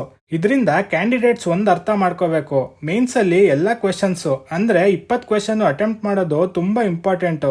ಯಾಕಂದ್ರೆ ಮೇನ್ಸ್ ವ್ಯಾಲ್ಯೂಯೇಷನ್ ಮಾಡೋ ವಿಧಾನ ಆಗಿದೆ. ಇವಾಗ ಟಾಪರ್ಸ್ ಆನ್ಸರ್ ಶೀಟ್ ನೋಡ್ತಾ ವ್ಯಾಲ್ಯೂಯೇಷನ್ ಮಾಡೋ ವಿಧಾನನ ಇನ್ನೂ ಡೀಪ್ ಆಗಿ ತಿಳ್ಕೊಳ್ಳೋಣ. ಇವಾಗ ಕ್ವೆಶನ್ ಏನ್ ಕೊಟ್ಟಿದ್ದಾರೆ ನೋಡೋಣ. ಕ್ವೆಶನ್ ಅಲ್ಲಿ ಇಂಡಿಯನ್ ಪೋರ್ಟ್ಸ್ ಗಳು ಅಂದ್ರೆ ಬಂದರುಗಳು ಏನ್ ಸಮಸ್ಯೆಗಳು ಎದುರಿಸ್ತಾ ಇದಾವೆ, ಈ ಸಮಸ್ಯೆಗಳಿಗೆ ನೀವೇನ್ ರೆಮಿಡೀಸ್ ಗೌರ್ಮೆಂಟ್ಗೆ ಸೂಚಿಸ್ತೀರಾ? ನಮ್ಮ ಪೋರ್ಟ್ಸ್ ಗಳನ್ನ ಯೂಸ್ ಮಾಡ್ಕೊಂಡು ಬ್ಲೂ ಎಕಾನಮಿ ಅಂದ್ರೆ ಸಮುದ್ರದಲ್ಲಿ ಟ್ರೇಡು, ಸರ್ವಿಸಸ್ ಇತ್ಯಾದಿಯಿಂದ ಬರೋ ಸಂಪತ್ತು, ಇದನ್ನ ಹೇಗ್ ಜಾಸ್ತಿ ಮಾಡ್ಕೋಬಹುದು ಅಂತ ಕೇಳಿದ್ದಾರೆ. ಇವಾಗ ಕ್ವೆಶನ್ ಅರ್ಥ ಮಾಡ್ಕೊಂಡು ಕ್ವೆಶನ್ ನ ಸಿಂಪಲ್ ಆಗಿ ಬ್ರೇಕ್ ಡೌನ್ ಮಾಡ್ಕೊಳ್ಳೋಣ. ಕ್ವೆಶನ್ ಪೋರ್ಟ್ಸ್ ಮತ್ತೆ ಬ್ಲೂ ಎಕಾನಮಿ ಅಂದ್ರೆ ಸಮುದ್ರದಿಂದ ಜನರೇಟ್ ಆಗೋ ಎಕಾನಮಿ ಬಗ್ಗೆ ಇದೆ. ಆದ್ರಿಂದ ಇದಕ್ಕೆ ಸಂಬಂಧಪಡೋ ಹಾಗೆ ನಿಮ್ ಆನ್ಸರ್ ಅಲ್ಲಿ ಸಾಲಿಡ್ ಇಂಟ್ರಡಕ್ಷನ್ ಇರಬೇಕು. ಇವಾಗ ಟಾಪರ್ ಆನ್ಸರ್ ಶೀಟ್ ನೋಡ್ತಿದ್ದೀರಾ, ಎಷ್ಟು ಚೆನ್ನಾಗಿ ಡೇಟಾ ಜೊತೆ ಸಾಲಿಡ್ ಇಂಟ್ರಡಕ್ಷನ್ ಕೊಟ್ಟಿದ್ದಾರೆ ನೋಡಿ. ಕ್ವೆಶನ್ ಸಮುದ್ರದ ಬಗ್ಗೆ ಇರೋದ್ರಿಂದ ಭಾರತದ ಸಮುದ್ರ ತೀರ ಅಂದ್ರೆ ಕೋಸ್ಟ್ ಲೈನ್ ಎಷ್ಟಿದೆ ನನಗೆ ಗೊತ್ತು ಅಂತ ಡೇಟಾ ಮೂಲಕ ತೋರಿಸ್ಕೊಟ್ಟಿದ್ದಾರೆ. ಜೊತೆಗೆ ಪೋರ್ಟ್ಸ್ ಮೇಲೆ ಕ್ವೆಶನ್ ಇರೋದ್ರಿಂದ ಇಂಡಿಯಾದಲ್ಲಿ ಎಷ್ಟು ಪೋರ್ಟ್ಸ್ ಗಳಿದೆ ಅಂತಾನೂ ತೋರಿಸ್ಕೊಟ್ಟಿದ್ದಾರೆ. ಶಿಪ್ಪಿಂಗ್ ಆಕ್ಟಿವಿಟೀಸ್ ಇಂದನೇ ಬ್ಲೂ ಎಕಾನಮಿ ಬೂಸ್ಟ್ ಆಗೋದು. ಆದ್ರಿಂದ ಶಿಪ್ಪಿಂಗ್ ಡೊಮೈನ್ ಮೇಲೂ ನನಗೆ ನಾಲೆಜ್ ಇದೆ ಅಂತ ಈ ಶಾರ್ಟ್ ಇಂಟ್ರೊಡಕ್ಷನ್ ಅಲ್ಲೇ ತೋರಿಸ್ಕೊಟ್ಟಿದ್ದಾರೆ. ಇಂಟ್ರೊಡಕ್ಷನ್ ಆದ್ಮೇಲೆ ಬಾಡಿ ಆಫ್ ದ ಆನ್ಸರ್. ಇಲ್ಲಿ ಚಾಲೆಂಜಸ್ ಫೇಸ್ಡ್ ಬೈ ಪೋರ್ಟ್ಸ್ ಮತ್ತೆ ರೆಮಿಡೀಸ್ ಅಂತ ಏನ್ ಕ್ವೆಶನ್ ಅಲ್ಲಿ ಕೇಳಿದ್ದಾರೆ ಅದ್ರ ಬಗ್ಗೆ ಬರಿಬೇಕಾಗುತ್ತೆ. ಅದೇ ರೀತಿ ಇವ್ರು ಆನ್ಸರ್ ಅಲ್ಲಿ ಚಾಲೆಂಜಸ್ ಬಗ್ಗೆ ಬೆಳಕು ಚೆಲ್ಲಿದ್ದಾರೆ. ಜೊತೆಗೆ ಅವ್ರ ಆನ್ಸರ್ ಅಲ್ಲಿ ಈ ಡೊಮೇನ್ ಬಗ್ಗೆ ಕಂಪ್ಲೀಟ್ ನಾಲೆಜ್ ಇದೆ ಅಂತ ವ್ಯಾಲ್ಯೂಯೇಷನ್ ಮಾಡೋರ್ಗೆ ತೋರಿಸ್ಕೊಟ್ಟಿದ್ದಾರೆ. ಹೇಗೆ ಅಂತೀರಾ ನೋಡಿ, ಅವ್ರ ಆನ್ಸರ್ ಅಲ್ಲಿ ಟರ್ನ್ ಅರೌಂಡ್ ಟೈಮ್ ಅಂತ ಮೆನ್ಷನ್ ಮಾಡಿದ್ದಾರೆ. ಇವಾಗ ಬ್ಯಾಂಕಿಂಗ್ ಸೆಕ್ಟರ್ ಅಲ್ಲಿ ರೆಪೋ ರೇಟು SLR ಅಂತೆಲ್ಲ ಟರ್ಮ್ಸ್ ಇರ್ತಾವಲ್ಲ, ಅದೇ ತರ ಟರ್ನ್ ಅರೌಂಡ್ ಟೈಮ್ ಅನ್ನೋದು ಈ ಪೋರ್ಟ್ಸ್ ಅಥವಾ ಸಮುದ್ರನ ಒಂದ್ ಸೆಕ್ಟರ್ ಅಂತ ತಗೊಂಡ್ರೆ ಅದ್ರಲ್ಲಿ ಬರೋ ಟರ್ಮ್. ಈ ಟರ್ಮ್ ಮೆನ್ಷನ್ ಮಾಡಿರೋದಕ್ಕೆ ವ್ಯಾಲ್ಯೂಯೇಷನ್ ಮಾಡೋರು ಫುಲ್ ಖುಷಿಯಾಗಿರ್ತಾರೆ. ನೆಕ್ಸ್ಟ್ ಇನ್ನೂ ಒಂದ್ ಹೆಜ್ಜೆ ಮುಂದೆ ಹೋಗಿ ಎರಡು ದೇಶದ ಮಧ್ಯೆ ಟರ್ನ್ ಅರೌಂಡ್ ಟೈಮ್ ಕಂಪ್ಯಾರಿಸನ್ ಮಾಡಿದ್ದಾರೆ. ಇದನ್ನು ನೋಟ್ ಮಾಡ್ಕೊಳ್ಳಿ, ಯಾವ ಆನ್ಸರ್ ಅಲ್ಲಿ ಡೇಟಾ ಇದೆಯೋ, ಡೇಟಾ ಕಂಪ್ಯಾರಿಸನ್ ಇದೆಯೋ, ಮ್ಯಾಪ್ಸ್ ಜೊತೆಗೆ ವ್ಯಾಲಿಡ್ ಫ್ಯಾಕ್ಟ್ಸ್ ಗಳು ಬಾಡಿ ಆಫ್ ದ ಆನ್ಸರ್ ಅಲ್ಲಿ ಇರುತ್ತೋ ಅಂತ ಆನ್ಸರ್ಸ್ ಗೆ ಮಾರ್ಕ್ಸ್ ಪಡೆಯೋ ಒಳ್ಳೆ ವೆಯ್ಟೇಜ್ ಇರುತ್ತೆ. ಇದ್ರ ಜೊತೆಗೆ ಚಾಲೆಂಜಸ್ ಅಂದ್ ಮಾತ್ರಕ್ಕೆ ಬರೀ ನೆಗೆಟಿವ್ ಆಗಿ ಆನ್ಸರ್ ಬರ್ದಿಲ್ಲ, ಬದಲಾಗಿ ಇಂಡಿಯಾಗಿರೋ ಆಪರ್ಚುನಿಟಿ ಬಗ್ಗೆ ಬೆಳಕು ಚೆಲ್ಲಿದ್ದಾರೆ. ಇವ್ರು ಬರ್ದಿರೋ ಆನ್ಸರ್ ಪ್ರಕಾರ ಇಂಡಿಯನ್ ಓಷನ್ ಅಲ್ಲಿ ಇಂಡಿಯಾಗೆ ಸೆಂಟ್ರಲ್ ಪೊಸಿಷನ್ ಇರೋದ್ರಿಂದ ಎಲ್ಲಾ ದೇಶದ ಹಡಗುಗಳಿಗೆ ನಮ್ಮ ಭಾರತ ತಂಗುದಾಣ ಆಗ್ಬೋದು. ಇದರಿಂದ ರೆವಿನ್ಯೂ ಜನರೇಟ್ ಆಗಿ ಬ್ಲೂ ಎಕಾನಮಿಗೆ ಹೆಲ್ಪ್ ಆಗುತ್ತೆ ಅನ್ನೋ ತರ ಬರ್ದಿದ್ದಾರೆ. ಇದಾದ್ಮೇಲೆ ಮ್ಯಾಪ್ ಯೂಸ್ ಮಾಡಿದ್ದಾರೆ, ಜೊತೆಗೆ ರೆಮಿಡಿಯಲ್ ಮೆಜರ್ಸ್ ಸಜೆಸ್ಟ್ ಮಾಡಿದ್ದಾರೆ. ಗವರ್ಮೆಂಟ್ಗೆ ಇಂಟರ್ನ್ಯಾಷನಲ್ ಬೆಸ್ಟ್ ಪ್ರಾಕ್ಟೀಸಸ್ ಅಂದ್ರೆ ಬೇರೆ ದೇಶಗಳು ಶಿಪ್ಪಿಂಗ್ ಇಂಡಸ್ಟ್ರಿಯಲ್ಲಿ ಅನುಸರಿಸ್ತಿರೋ ಒಳ್ಳೆ ಅಭ್ಯಾಸಗಳ ಬಗ್ಗೆ ತಿಳಿಸ್ಕೊಟ್ಟು ಭಾರತನು ಇವ್ರ ಜೊತೆ ಒಕ್ಕೂಟ ವ್ಯವಸ್ಥೆ ಮಾಡ್ಕೊಂಡು ಹೇಗ್ ಕೈ ಜೋಡಿಸಬಹುದು ಅಂತ ಸಲಹೆ ಕೊಟ್ಟಿದ್ದಾರೆ. ಇಲ್ಲಿಗೆ ಬಾಡಿ ಆಫ್ ದ ಆನ್ಸರ್ ಅಲ್ಲೂ ಕ್ವೆಶನ್ ಅಲ್ಲಿ ಏನ್ ಕೇಳಿದ್ರು ಅದನ್ನ ಎಲ್ಲಾ ಆಯಾಮಗಳಲ್ಲೂ ಡೇಟಾ ಕಂಪ್ಯಾರಿಸನ್ ಮತ್ತೆ ಮ್ಯಾಪ್ ಜೊತೆಗೆ ಸ್ಟ್ರಾಂಗ್ ಆನ್ಸರ್ ಬರ್ದಿದ್ದಾರೆ. ಇವಾಗ ಉಳ್ದಿರೋದು ಕನ್ಕ್ಲೂಷನ್. ಬ್ಲೂ ಎಕಾನಮಿ ಅಂತ ಕ್ವೆಶನ್ ಅಲ್ಲಿ ಮೆನ್ಷನ್ ಆಗಿರೋದಕ್ಕೆ ಎಷ್ಟ್ ಚೆನ್ನಾಗಿ ಕನ್ಕ್ಲೂಷನ್ ಬರ್ದಿದ್ದಾರೆ ನೋಡಿ. ನಿಮ್ಗೆಲ್ಲ ಗೊತ್ತಿರುತ್ತೆ, ನಮ್ ಪ್ರಧಾನ ಮಂತ್ರಿಗಳು ನಮ್ ದೇಶನ $5 ಟ್ರಿಲಿಯನ್ ಎಕಾನಮಿ ಮಾಡ್ತೀವಿ ಅಂತ ಯಾವಾಗ್ಲೂ ಹೇಳ್ತಿರ್ತಾರೆ. ಇದನ್ನೇ ಇವರು ಆನ್ಸರ್ ಅಲ್ಲಿ ಯೂಸ್ ಮಾಡ್ಕೊಂಡು ನಮ್ ದೇಶದ ವಿಷನ್ ನನಗೆ ಗೊತ್ತಿದೆ ಅಂತ ತೋರ್ಸ್ಕೊಟ್ಟು ಎಂಡ್ ಮಾಡಿದ್ದಾರೆ. ಇವಾಗ ನಿಮ್ಗೆ ಆನ್ಸರ್ ಹೇಗಿರ್ಬೇಕು ಅಂತ ಗೊತ್ತಾಗಿರುತ್ತೆ. ನೀವು ನಿಮ್ ಆನ್ಸರ್ನ ಹೀಗೆ ಸ್ಟ್ರಕ್ಚರ್ ಮಾಡ್ಕೋಬೇಕು. ನಿಮ್ ಆನ್ಸರ್ ಅಲ್ಲಿ ಸ್ಟ್ರಾಂಗ್ ಇಂಟ್ರೊಡಕ್ಷನ್ ಇರಬೇಕು, ಬಾಡಿ ಆಫ್ ದ ಆನ್ಸರ್ ಅಲ್ಲಿ ಕಂಟೆಂಟ್ ಇರಬೇಕು, ಜೊತೆಗೆ ಕನ್ಕ್ಲೂಷನ್ ಬರ್ದು ಎಂಡ್ ಮಾಡಬೇಕು. ಇದ್ರ ಜೊತೆಗೆ ನಿಮ್ ಆನ್ಸರ್ ಅಲ್ಲಿ ಕ್ವೆಶನ್ ತಕ್ಕಂತೆ ರಿಲಿವೆಂಟ್ ಡೇಟಾಗಳು, ಮ್ಯಾಪ್ಸ್, ಡೇಟಾ ಕಂಪ್ಯಾರಿಸನ್ಸ್ ಇದ್ರೆ ನಿಮ್ ಆನ್ಸರ್ ಎಕ್ಸಲೆಂಟ್ ಆನ್ಸರ್ ಆಗುತ್ತೆ. ನಿಮ್ ಪೇಪರ್ ವ್ಯಾಲ್ಯೂಯೇಷನ್ ಮಾಡೋರು ಇದೇ ಸ್ಟ್ರಕ್ಚರ್ ಅಲ್ಲಿ ಇವ್ಯಾಲ್ಯೂಯೇಟ್ ಮಾಡೋದು. ನೀವು ಇವಾಗ ನೋಡಿದ್ರಲ್ಲ, ಆನ್ಸರ್ಗೆ 15ಕ್ಕೆ 10 ಮಾರ್ಕ್ಸ್ ಕೊಟ್ಟಿರ್ತಾರೆ ಎಕ್ಸಲೆಂಟ್ ಆನ್ಸರ್ ಅಂತ. ಇದೇ ಆನ್ಸರ್ ಅಲ್ಲಿ ಇಂಟ್ರೊಡಕ್ಷನ್ ಮತ್ತೆ ಲಾಸ್ಟ್ ಅಲ್ಲಿ ಕನ್ಕ್ಲೂಷನ್ ಇಲ್ಲದೆ ಹೋಗಿದ್ರೆ ಅಷ್ಟು ಚೆನ್ನಾಗಿರೋ ಆನ್ಸರ್ ಬರ್ದಿದ್ರು 15ಕ್ಕೆ 6 ಮಾರ್ಕ್ಸ್ ಸಿಕ್ತಿತ್ತು. ಅದಕ್ಕೆ ಜ್ಞಾಪಕ ಇಟ್ಕೊಳ್ಳಿ, ಸ್ಕೂಲಲ್ಲಿ ಮ್ಯಾಥ್ಸ್ ಎಕ್ಸಾಮ್ ನ ಸ್ಟೆಪ್ ವೈಸ್ ಹೇಗ್ ವ್ಯಾಲ್ಯೂಯೇಷನ್ ಮಾಡ್ತಿದ್ರೋ ಅದೇ ರೀತಿ ಇಲ್ಲೂ ಜನರಲ್ ಸ್ಟಡೀಸ್ 4 ಪೇಪರ್ಗಳನ್ನ ಸ್ಟೆಪ್ ವೈಸ್ ವ್ಯಾಲ್ಯೂಯೇಷನ್ ಮಾಡ್ತಾರೆ. ಇದರಿಂದನೇ ನಾನು ಆಗ್ಲೇ ಹೇಳಿದ್ದು, ಪ್ರತಿ ಒಂದು ಕ್ವೆಶನ್ ಅಟೆಂಪ್ಟ್ ಮಾಡೋದು ತುಂಬಾ ಇಂಪಾರ್ಟೆಂಟ್ ಆಗುತ್ತೆ. ನಿಮ್ಗೆ ಬಾಡಿ ಆಫ್ ದ ಆನ್ಸರ್ ಅಷ್ಟು ಗೊತ್ತಿಲ್ಲ ಅಂದ್ರೂ ಕ್ವೆಶನ್ ಅರ್ಥ ಮಾಡ್ಕೊಂಡು ಇಂಟ್ರೊಡಕ್ಷನ್, ಕನ್ಕ್ಲೂಷನ್ ಬರ್ದ್ ಬಂದ್ರೆ 3ರಿಂದ 4 ಮಾರ್ಕ್ಸ್ ಸಿಗತ್ತೆ. ನಿಮ್ಗೆ ಅಷ್ಟಾಗಿ ಗೊತ್ತಿಲ್ದಿರೋ ಕ್ವೆಶನ್ ಬ್ಲಾಂಕ್ ಬಿಡದೆ ಈ ತರ ಸೂಕ್ತವಾದ ಇಂಟ್ರೊಡಕ್ಷನ್, ಕನ್ಕ್ಲೂಷನ್ ಬರ್ದ್ ಬಂದ್ರೆ 3ರಿಂದ 4 ಮಾರ್ಕ್ಸ್ ಸಂಪಾದನೆ ಮಾಡಿದ್ರೆ ಇದೇ ಮಾರ್ಕ್ಸ್ ನಿಮ್ಗೆ ಒಳ್ಳೆ ರ್ಯಾಂಕ್ ಕಡೆ ಪುಷ್ ಮಾಡುತ್ತೆ. ತೀರಾ ಏನು ಗೊತ್ತಿಲ್ಲ ಅಂದ್ರೆ ಮಾತ್ರ ಬ್ಲಾಂಕ್ ಬಿಡಿ. ಕ್ವೆಶನ್ ಸಂಬಂಧ ಪಡದೆ ಇರೋ ತರ ಏನೇನೋ ಬರೆಯಕ್ ಹೋದ್ರೆ ನೀವು ಸೀರಿಯಸ್ ಆಗಿಲ್ಲ ಅಂತ ಬೇರೆ ಆನ್ಸರ್ಗೂ ಕಮ್ಮಿ ಮಾರ್ಕ್ಸ್ ಹಾಕ್ತಾರೆ. ಇದರಿಂದ ನೀವು ಅರ್ಥ ಮಾಡ್ಕೋಬೇಕಾಗಿರೋ ವಿಷಯಗಳು ಏನಂದ್ರೆ, ಆದಷ್ಟು ಎಲ್ಲ ಕ್ವೆಶನ್ಸ್ ಅಟೆಂಪ್ಟ್ ಮಾಡೋದು ತುಂಬಾ ಒಳ್ಳೇದು. ಎಲ್ಲ ಕ್ವೆಶನ್ಸ್ಗೂ ಸೂಕ್ತವಾದ ಉತ್ತರ ಬರೆಯೋದು ಇನ್ನೂ ಒಳ್ಳೇದು. ಸಂಪೂರ್ಣ ಉತ್ತರ ಗೊತ್ತಿಲ್ಲ ಅಂದ್ರೂ ಸೂಕ್ತವಾದ ಇಂಟ್ರೊಡಕ್ಷನ್, ಕನ್ಕ್ಲೂಷನ್ ಬರೆಯೋದ್ರಿಂದ ನಿಮ್ ಜನರಲ್ ಸ್ಟಡೀಸ್ ಮಾರ್ಕ್ಸ್ ತುಂಬಾ ಚೆನ್ನಾಗಿ ಬರುತ್ತೆ. ಇದೆಲ್ಲದಕ್ಕೂ ಒಳ್ಳೆ ರೈಟಿಂಗ್ ಸ್ಪೀಡ್ ಅಚೀವ್ ಮಾಡೋದು, ನೀವು ಯೂಸ್ ಮಾಡೋ ಪೆನ್ನು, ಇದೆಲ್ಲ ತುಂಬಾ ಇಂಪಾರ್ಟೆಂಟ್ ಆಗುತ್ತೆ. ಇನ್ನೂ 1-2 ಕ್ವೆಶನ್ಸ್ಗೆ ಆನ್ಸರ್ ತೋರಿಸ್ತಿದ್ದೆ, ಆದ್ರೆ ಈಗಲೇ ವಿಡಿಯೋ ದೊಡ್ಡದಾಗಿದೆ. ನಿಮ್ಗೇನಾದ್ರೂ ಬೇಕನ್ಸಿದ್ರೆ ಆನ್ಸರ್ ಶೀಟ್ದೆ ಒಂದು ಸಪ್ರೇಟ್ ವಿಡಿಯೋ ಮಾಡ್ತೀನಿ. ಇವಾಗ ಜನರಲ್ ಸ್ಟಡೀಸ್ ಬಗ್ಗೆ ತಿಳ್ಕೊಂಡಿದ್ದಾಯ್ತು, ಆಪ್ಷನಲ್ ಮತ್ತೆ ಎಸ್ಸೆ ಬಗ್ಗೆ ತಿಳ್ಕೊಳ್ಳೋಣ. ಆಪ್ಷನಲ್ ಮತ್ತೆ ಎಸ್ಸೆಗೂ ಸೇಮ್ ಆನ್ಸರ್ ಸ್ಟ್ರಕ್ಚರ್ ಫಾಲೋ ಮಾಡಿ. ಆನ್ಸರ್ ಬರೆಯೋ ಪ್ರೊಸೀಜರ್ ಚೇಂಜ್ ಆಗಲ್ಲ, ಆದ್ರೆ ವ್ಯಾಲ್ಯೂಯೇಷನ್ ಮಾಡೋರು ಜನರಲ್ ಸ್ಟಡೀಸ್ಗೆ ಮಾಡ್ದಂಗೆ ಮಾರ್ಕ್ಸ್ ಕೊಡಕ್ಕೆ ಚೌಕಾಸಿ ಮಾಡಲ್ಲ. ಆದ್ರಿಂದ ಎಸ್ಸೆ ಮತ್ತೆ ಆಪ್ಷನಲ್ ಸಬ್ಜೆಕ್ಟ್ಸೇ ನಿಮ್ ಸ್ಕೋರಿಂಗ್ ಸಬ್ಜೆಕ್ಟ್ಸು. ಅದಕ್ಕೆ ಒಳ್ಳೆ ಆಪ್ಷನಲ್ ಚೂಸ್ ಮಾಡಿ, ಜೊತೆಗೆ ಎಸ್ಸೆಗಳನ್ನು ತುಂಬಾ ಪ್ರಾಕ್ಟೀಸ್ ಮಾಡಿ. ಎಸ್ಸೆಗೆ ನಿಮ್ ಕೋಚಿಂಗ್ ಇನ್ಸ್ಟಿಟ್ಯೂಟ್ಗಳು ತುಂಬಾ ಇಂಪಾರ್ಟೆಂಟ್ ಆಗ್ತವೆ. ಯಾಕಂದ್ರೆ ನಾನು ಆಗ್ಲೇ ಹೇಳ್ದಂಗೆ ಕೋಚಿಂಗ್ ಇನ್ಸ್ಟಿಟ್ಯೂಟ್ಗಳು ಬಾವಿ ಕಪ್ಪೆ ತರ ಇರೋ ನಮ್ ವಿಷನ್ ನ ದೊಡ್ಡದ್ ಮಾಡ್ತಾರೆ ಅಂತ. ಎಕ್ಸಾಂಪಲ್ಗೆ ವುಮೆನ್ ಎಂಪವರ್ಮೆಂಟ್ ಬಗ್ಗೆ ಎಸ್ಸೆ ಕೊಟ್ರೆ ಫ್ರೆಶರ್ಸ್ 1-2 ಆಯಾಮದಲ್ಲಿ ಮಾತ್ರ ಎಸ್ಸೆ ಬರೀತಾರೆ. ಅದೇ ಕೋಚಿಂಗ್ ಹೋಗಿರೋರು history, polity, geography, economy, Indian society ಈ ಎಲ್ಲಾ ಆಯಾಮಗಳಲ್ಲೂ ಯೋಚನೆ ಮಾಡಿ ಆನ್ಸರ್ ಬರೀತಾರೆ. ಎಕ್ಸಾಂಪಲ್ಗೆ ವುಮೆನ್ ಎಂಪವರ್ಮೆಂಟ್ ಇನ್ ಇಂಡಿಯಾ ಕೇಳಿದ್ರೆ, ವುಮೆನ್ ಎಂಪವರ್ಮೆಂಟ್ ಇವಾಗ ಮಾಡ್ಬೇಕಂದ್ರೆ ಮಹಿಳೆಯರು ಹಕ್ಕುಗಳು ಕಳ್ಕೊಂಡಿದ್ದು ಎಲ್ಲಿ, ಅದ್ರ ರೂಟ್ ಕಾಸ್ ಏನು ಅಂತ ಇಂಡಿಯನ್ ಸೊಸೈಟಿ ಮತ್ತೆ ಇಂಡಿಯನ್ ಹಿಸ್ಟ್ರಿ ಆಂಗಲ್ ಅಲ್ಲಿ ಋಗ್ವೇದಿಕ್ ಪೀರಿಯಡ್ ಇಂದ ಶುರು ಮಾಡ್ತಾರೆ ಆನ್ಸರ್ನ. ಋಗ್ವೇದಿಕ್ ಪೀರಿಯಡ್ ಅಲ್ಲಿ ಮಹಿಳೆಯರ ಒಪಿನಿಯನ್ ಹೇಗ್ ಕೇಳ್ತಿದ್ರು, ಆಮೇಲೆ ವೇದಿಕ್ ಏಜ್ ಅಲ್ಲೇ ಬರ್ತಾ ಬರ್ತಾ ಮಹಿಳೆಯರ ಹಕ್ಕುಗಳು ಹೇಗ್ ಕಡಿಮೆ ಆಯ್ತಾ ಹೋಯ್ತು, ಮಿಡಿವಲ್ ಏಜ್ ಅಲ್ಲಿ ಮಹಿಳೆಯರ ಕಂಡೀಷನ್ ಹೇಗಿತ್ತು, ಮಾಡರ್ನ್ ಏಜ್ ಅಲ್ಲಿ ಸೋಷಿಯಲ್ ರಿಫಾರ್ಮರ್ಸ್ ಮಹಿಳೆಯರ ಸಬಲೀಕರಣಕ್ಕೆ ಹೇಗ್ ಹೋರಾಡಿದ್ರು, ಇದರಿಂದ ನಮ್ಮ ಸ್ವತಂತ್ರ ಭಾರತದ ಸಂವಿಧಾನದಲ್ಲಿ ಮಹಿಳೆಯರಿಗೋಸ್ಕರ ಗೌರ್ಮೆಂಟ್ಗಳು ಯಾವ್ಯಾವ ಲಾಸ್ಗಳು ಮಾಡಿದಾವೆ ಮತ್ತೆ ಆ ರೂಲ್ಸ್ಗಳಲ್ಲಿ ವುಮೆನ್ ಎಂಪವರ್ಮೆಂಟ್ಗೆ ಏನ್ ಅವಕಾಶ ಇದೆ. ಇನ್ನು ಜಿಯೋಗ್ರಫಿ ಆಂಗಲ್ ತಗೊಂಡ್ರೆ ಬೇರೆ ದೇಶಗಳಲ್ಲಿರೋ ಒಳ್ಳೆ ಎಕ್ಸಾಂಪಲ್ಗಳನ್ನ ಭಾರತ ಹೇಗ್ ಫಾಲೋ ಮಾಡ್ಬೋದು. ಇದಕ್ಕೆ ಫೇಮಸ್ ಕೇಸ್ ಸ್ಟಡಿ ಬಾಂಗ್ಲಾದೇಶ.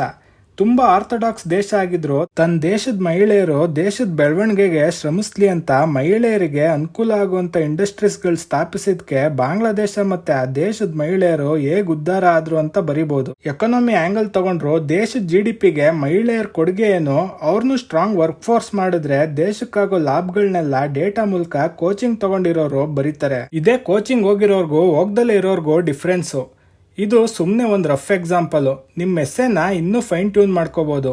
ನೀವು ಮೇನ್ಸ್ ಟೆಸ್ಟ್ ಸೀರೀಸ್ ತಗೊಂಡು ಎಸ್ಸೆ ಅಟೆಂಪ್ಟ್ ಮಾಡಿದಾಗ ಟೆಸ್ಟ್ ಸೀರೀಸ್ ಮುಗಿದ್ಮೇಲೆ ಕೋಚಿಂಗ್ ಇನ್ಸ್ಟಿಟ್ಯೂಟ್ ಅವರೇ ನಿಮ್ಮ ಎಸ್ಸೆನ ಹೇಗೆ ಇಂಪ್ರೂವ್ ಮಾಡ್ಕೋಬಹುದು ಅಂತ ಹೇಳ್ಕೊಡ್ತಾರೆ. ಇದ್ರ ಜೊತೆಗೆ ಟೆಸ್ಟ್ ಸೀರೀಸಿಂದ ನಿಮ್ಮ mains answer writing fine tune ಆಗುತ್ತೆ. ಇವಾಗ ಇಂಟರ್ವ್ಯೂ ಬಗ್ಗೆ ತಿಳ್ಕೊಳ್ಳೋಣ. ಇಂಟರ್ವ್ಯೂ ನಿಮ್ಮ ನಾಲೆಜ್ ಟೆಸ್ಟ್ ಮಾಡೋ ಎಕ್ಸಾಮ್ ಅಲ್ಲ, ಬದಲಾಗಿ ಪರ್ಸನಾಲಿಟಿ ಟೆಸ್ಟು. ನೀವು ಪ್ರಿಲಿಮ್ಸ್ ಎಕ್ಸಾಮ್ ಕ್ಲಿಯರ್ ಮಾಡಿದ ತಕ್ಷಣ ಡೀಟೇಲ್ಡ್ ಅಪ್ಲಿಕೇಶನ್ ಫಾರ್ಮ್ ಅಂತ ತುಂಬಿಸ್ಕೋತಾರೆ.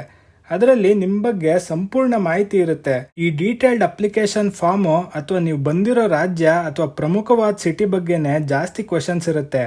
ಇದಾದ್ಮೇಲೆ ಸರ್ವಿಸ್ ಪ್ರಿಫರೆನ್ಸ್ ಅಲ್ಲಿ ನೀವೇನಾದ್ರೂ IFS ಮೊದಲನೇ ಪ್ರಯಾರಿಟಿ ಕೊಟ್ಟಿದ್ರೆ ಇಂಟರ್ನ್ಯಾಷನಲ್ ರಿಲೇಷನ್ಸ್ ಬಗ್ಗೆ ಕ್ವೆಶನ್ಸ್ ಇರುತ್ತೆ. ನಿಮ್ಮ ಪ್ರಯಾರಿಟಿ ಏನಾದರೂ IAS ಆಗಿದ್ರೆ ಅಡ್ಮಿನಿಸ್ಟ್ರೇಷನ್ ರಿಲೇಟೆಡ್ ನ್ಯೂಸ್ ಅಲ್ಲಿರೋ ಕ್ವೆಶನ್ಸ್ ಕೇಳ್ತಾರೆ. ಒಟ್ನಲ್ಲಿ ಒಂದು ಜ್ಞಾಪಕ ಇಟ್ಕೊಳ್ಳಿ, ಇದು ಪರ್ಸನಾಲಿಟಿ ಟೆಸ್ಟು. ಎಲ್ಲ ಕ್ವೆಶನ್ಸ್ಗೆ ಆನ್ಸರ್ ಗೊತ್ತಿರಬೇಕು ಅಂತೇನಿಲ್ಲ. ಬದಲಾಗಿ ನಿಮಗೆ ಆನ್ಸರ್ ಗೊತ್ತಿಲ್ಲದಾಗ ಎಷ್ಟು ಗ್ರೇಸ್ಫುಲ್ ಆಗಿ ನನಗೆ ಗೊತ್ತಿಲ್ಲ ಅಂತ ಒಪ್ಕೋತೀರಾ, ಜೊತೆಗೆ 2-3 ಕ್ವೆಶನ್ಗೆ ಸರಿಗೆ ಆನ್ಸರ್ ಮಾಡಿಲ್ಲ ಅಂದ್ರೂ ಧೃತಿಗೆಡದೆ ಮಿಕ್ಕಿದ ಇಂಟರ್ವ್ಯೂನ ಹೇಗೆ ಫೇಸ್ ಮಾಡ್ತೀರಾ, ಈ ಥರದ ಪರ್ಸನಾಲಿಟಿ ಟ್ರೇಟ್ಸ್ ಎಲ್ಲ ಅಬ್ಸರ್ವ್ ಮಾಡ್ತಾರೆ. ಒಟ್ನಲ್ಲಿ ಈ ಸ್ಟೇಜ್ ತನಕ ತಲುಪಿದ್ಮೇಲೆ 2-3 ಸತಿ ಮಾಕ್ ಇಂಟರ್ವ್ಯೂ ತಗೊಳ್ಳಿ. ನಿಮ್ಮ ನರ್ವಸ್ನೆಸ್ನ ಎಷ್ಟೋ ಪಾಲ್ ಕಡಿಮೆ ಮಾಡುತ್ತೆ. ಕಾನ್ಫಿಡೆನ್ಸಲ್ಲಿ ಇಂಟರ್ವ್ಯೂ ಫೇಸ್ ಮಾಡ್ಬೋದು. ಇಲ್ಲಿಗೆ ನಾನು ಈ ವಿಡಿಯೋದಲ್ಲಿ ಏನು ಹೇಳ್ಬೇಕು ಅನ್ಕೊಂಡಿದ್ನೋ ಎಲ್ಲ ಹೇಳಿದ್ದೀನಿ. ನಿಮ್ಗೇನಾದರೂ ಡೌಟ್ಸ್ ಅಥವಾ ಕ್ವೆಶನ್ಸ್ ಇದ್ದರೆ ಕಮೆಂಟ್ ಬಾಕ್ಸಲ್ಲಿ ತಿಳಿಸಿ. ನನಗೆ ಗೊತ್ತಿರೋ ಅಷ್ಟರಲ್ಲಿ ಉತ್ತರ ಕೊಡೋಕೆ ಟ್ರೈ ಮಾಡ್ತೀನಿ. ನಮ್ಮ ಚಾನಲ್ ಎಲ್ಲ ಸಬ್ಸ್ಕ್ರೈಬರ್ ಗೆಳೆಯರಿಗೂ ಒಂದು ಅಪ್ಡೇಟ್ ಇದೆ. ಜೊತೆಗೆ ಇಂಡಿಯಾ ಬಾಂಗ್ಲಾದೇಶ್ ಇಂಟರ್ನ್ಯಾಷನಲ್ ರಿಲೇಷನ್ 2 ಪಾರ್ಟ್ಗಳಿಗೆ 20 ಜನ ಸಬ್ಸ್ಕ್ರೈಬರ್ ಆಗಿದ್ದೀರಾ. ನೀವು ಪಾರ್ಟ್ 3 ಯಾವಾಗ ಬರುತ್ತೆ ಅಂತ ಕಾಯ್ತಿರ್ತೀರಾ. ನಿಮಗೂ ಒಂದು ಇಂಪಾರ್ಟೆಂಟ್ ಅಪ್ಡೇಟ್ ಇದೆ. ನಾನು ನನ್ನ ಕೆಲಸಗಳಲ್ಲಿ ಬ್ಯುಸಿ ಆಗಿರೋದ್ರಿಂದ ಯೂಟ್ಯೂಬಲ್ಲಿ ಟೈಮ್ ಕೀಪ್ ಅಪ್ ಮಾಡೋಕ್ಕೆ ಎಡುತ್ತಾ ಇದ್ದೀನಿ. ಇಲ್ಲಿವರೆಗೂ India Bangladesh international relations 2 part ಮಾತ್ರ ಮಾಡಿದ್ದೀನಿ, ಅದು ಇರ್ರೆಗ್ಯುಲರ್ ಆಗಿ. ಆದ್ರಿಂದ ಪಾರ್ಟ್ ಬೈ ಪಾರ್ಟ್ ವಿಡಿಯೋ ಯಾವಾಗಲೂ ಬಿಡೋಕ್ಕಿಂತ ಒಂದು ದೇಶದ ಇಂಟರ್ನ್ಯಾಷನಲ್ ರಿಲೇಷನ್ಸ್ನ ಒಂದೇ ವಿಡಿಯೋ ಮಾಡಿ ಭಾರತಕ್ಕೆ ಬೇಕಿರೋ ಎಲ್ಲ ದೇಶದ ಇಂಟರ್ನ್ಯಾಷನಲ್ ರಿಲೇಷನ್ ಪ್ಲೇ ಲಿಸ್ಟ್ ಮಾಡೋಣ ಅನ್ಕೊಂಡಿದ್ದೀನಿ. ಇದ್ರ ಜೊತೆಗೆ KPSC ಮತ್ತು UPSC related history, polity, economy, general English ಪ್ಲೇ ಲಿಸ್ಟ್ಗಳು ಮಾಡಿಟ್ಕೊಂಡು ಒಂದೇ ಸತಿ ರಿಲೀಸ್ ಮಾಡ್ತೀನಿ. ಆಗ ಚಾನಲ್ ಫಾಲೋ ಮಾಡೋಕ್ಕೆ ನಿಮಗೂ ಅನುಕೂಲ ಆಗುತ್ತೆ, ನನಗೂ ಟೈಮ್ ಕೀಪ್ ಅಪ್ ಮಾಡ್ದಂಗೆ ಆಗುತ್ತೆ. ಆದರೆ ಈ ಪ್ಲೇ ಲಿಸ್ಟ್ಗಳು ಮಾಡೋಕ್ಕೆ ತುಂಬ ಸಮಯ ಹಿಡಿಯುತ್ತೆ. ಅಲ್ಲಿ ತನಕ ಈ ಥರ ಎಕ್ಸಾಮ್ಸ್ಗಳ ಮೇಲೆ ಇನ್ಫಾರ್ಮೇಟಿವ್ ಕಂಟೆಂಟ್ಗಳು, ಜಾಬ್ ಅಪ್ಡೇಟ್ಸು ಬರ್ತಾ ಇರುತ್ತೆ. ನಿಮ್ಮ ಪ್ರೋತ್ಸಾಹ ಇರಲಿ. ಇದ್ರ ಜೊತೆಗೆ ಒಂದು ರಿಕ್ವೆಸ್ಟ್ ಏನಂದರೆ, KPSC ಕಂಟೆಂಟ್ ಬಿಟ್ಟಾಗ UPSC ಅವ್ರು ಫ್ರಸ್ಟ್ರೇಟ್ ಆಗಿ ಬಿಟ್ಟೋಗ್ಬೇಡಿ. ಅದೇ ಥರ UPSC ಕಂಟೆಂಟ್ ಬಿಟ್ಟಾಗ KPSC ಅವ್ರು ಬಿಟ್ಟೋಗ್ಬೇಡಿ. ನಿಮಗೋಸ್ಕರನೇ ಇರೋ ಪ್ಲ್ಯಾಟ್ಫಾರ್ಮ್ ಇದು. ನಿಮ್ಮ ಸಪೋರ್ಟ್ ತುಂಬ ಮುಖ್ಯ. ಕಂಟೆಂಟ್ ಇಷ್ಟ ಆಗಿದ್ರೆ ಲೈಕ್ ಮಾಡಿ, ಶೇರ್ ಮಾಡಿ, ಸಬ್ಸ್ಕ್ರೈಬ್ ಮಾಡಿ. ಕಂಟೆಂಟ್ ಇಷ್ಟ ಆಗಿಲ್ಲ ಅಂದ್ರೂ ಕಮೆಂಟ್ ಬಾಕ್ಸಲ್ಲಿ ತಿಳಿಸಿ. ಇಲ್ಲಿಗೆ ಈ ವಿಡಿಯೋ ಮುಗಿಸ್ತಾ ಇದ್ದೀನಿ. ನೆಕ್ಸ್ಟ್ ವಿಡಿಯೋದಲ್ಲಿ ಮತ್ತೆ ಸಿಗೋಣ. ಬಾಯ್ ಬಾಯ್.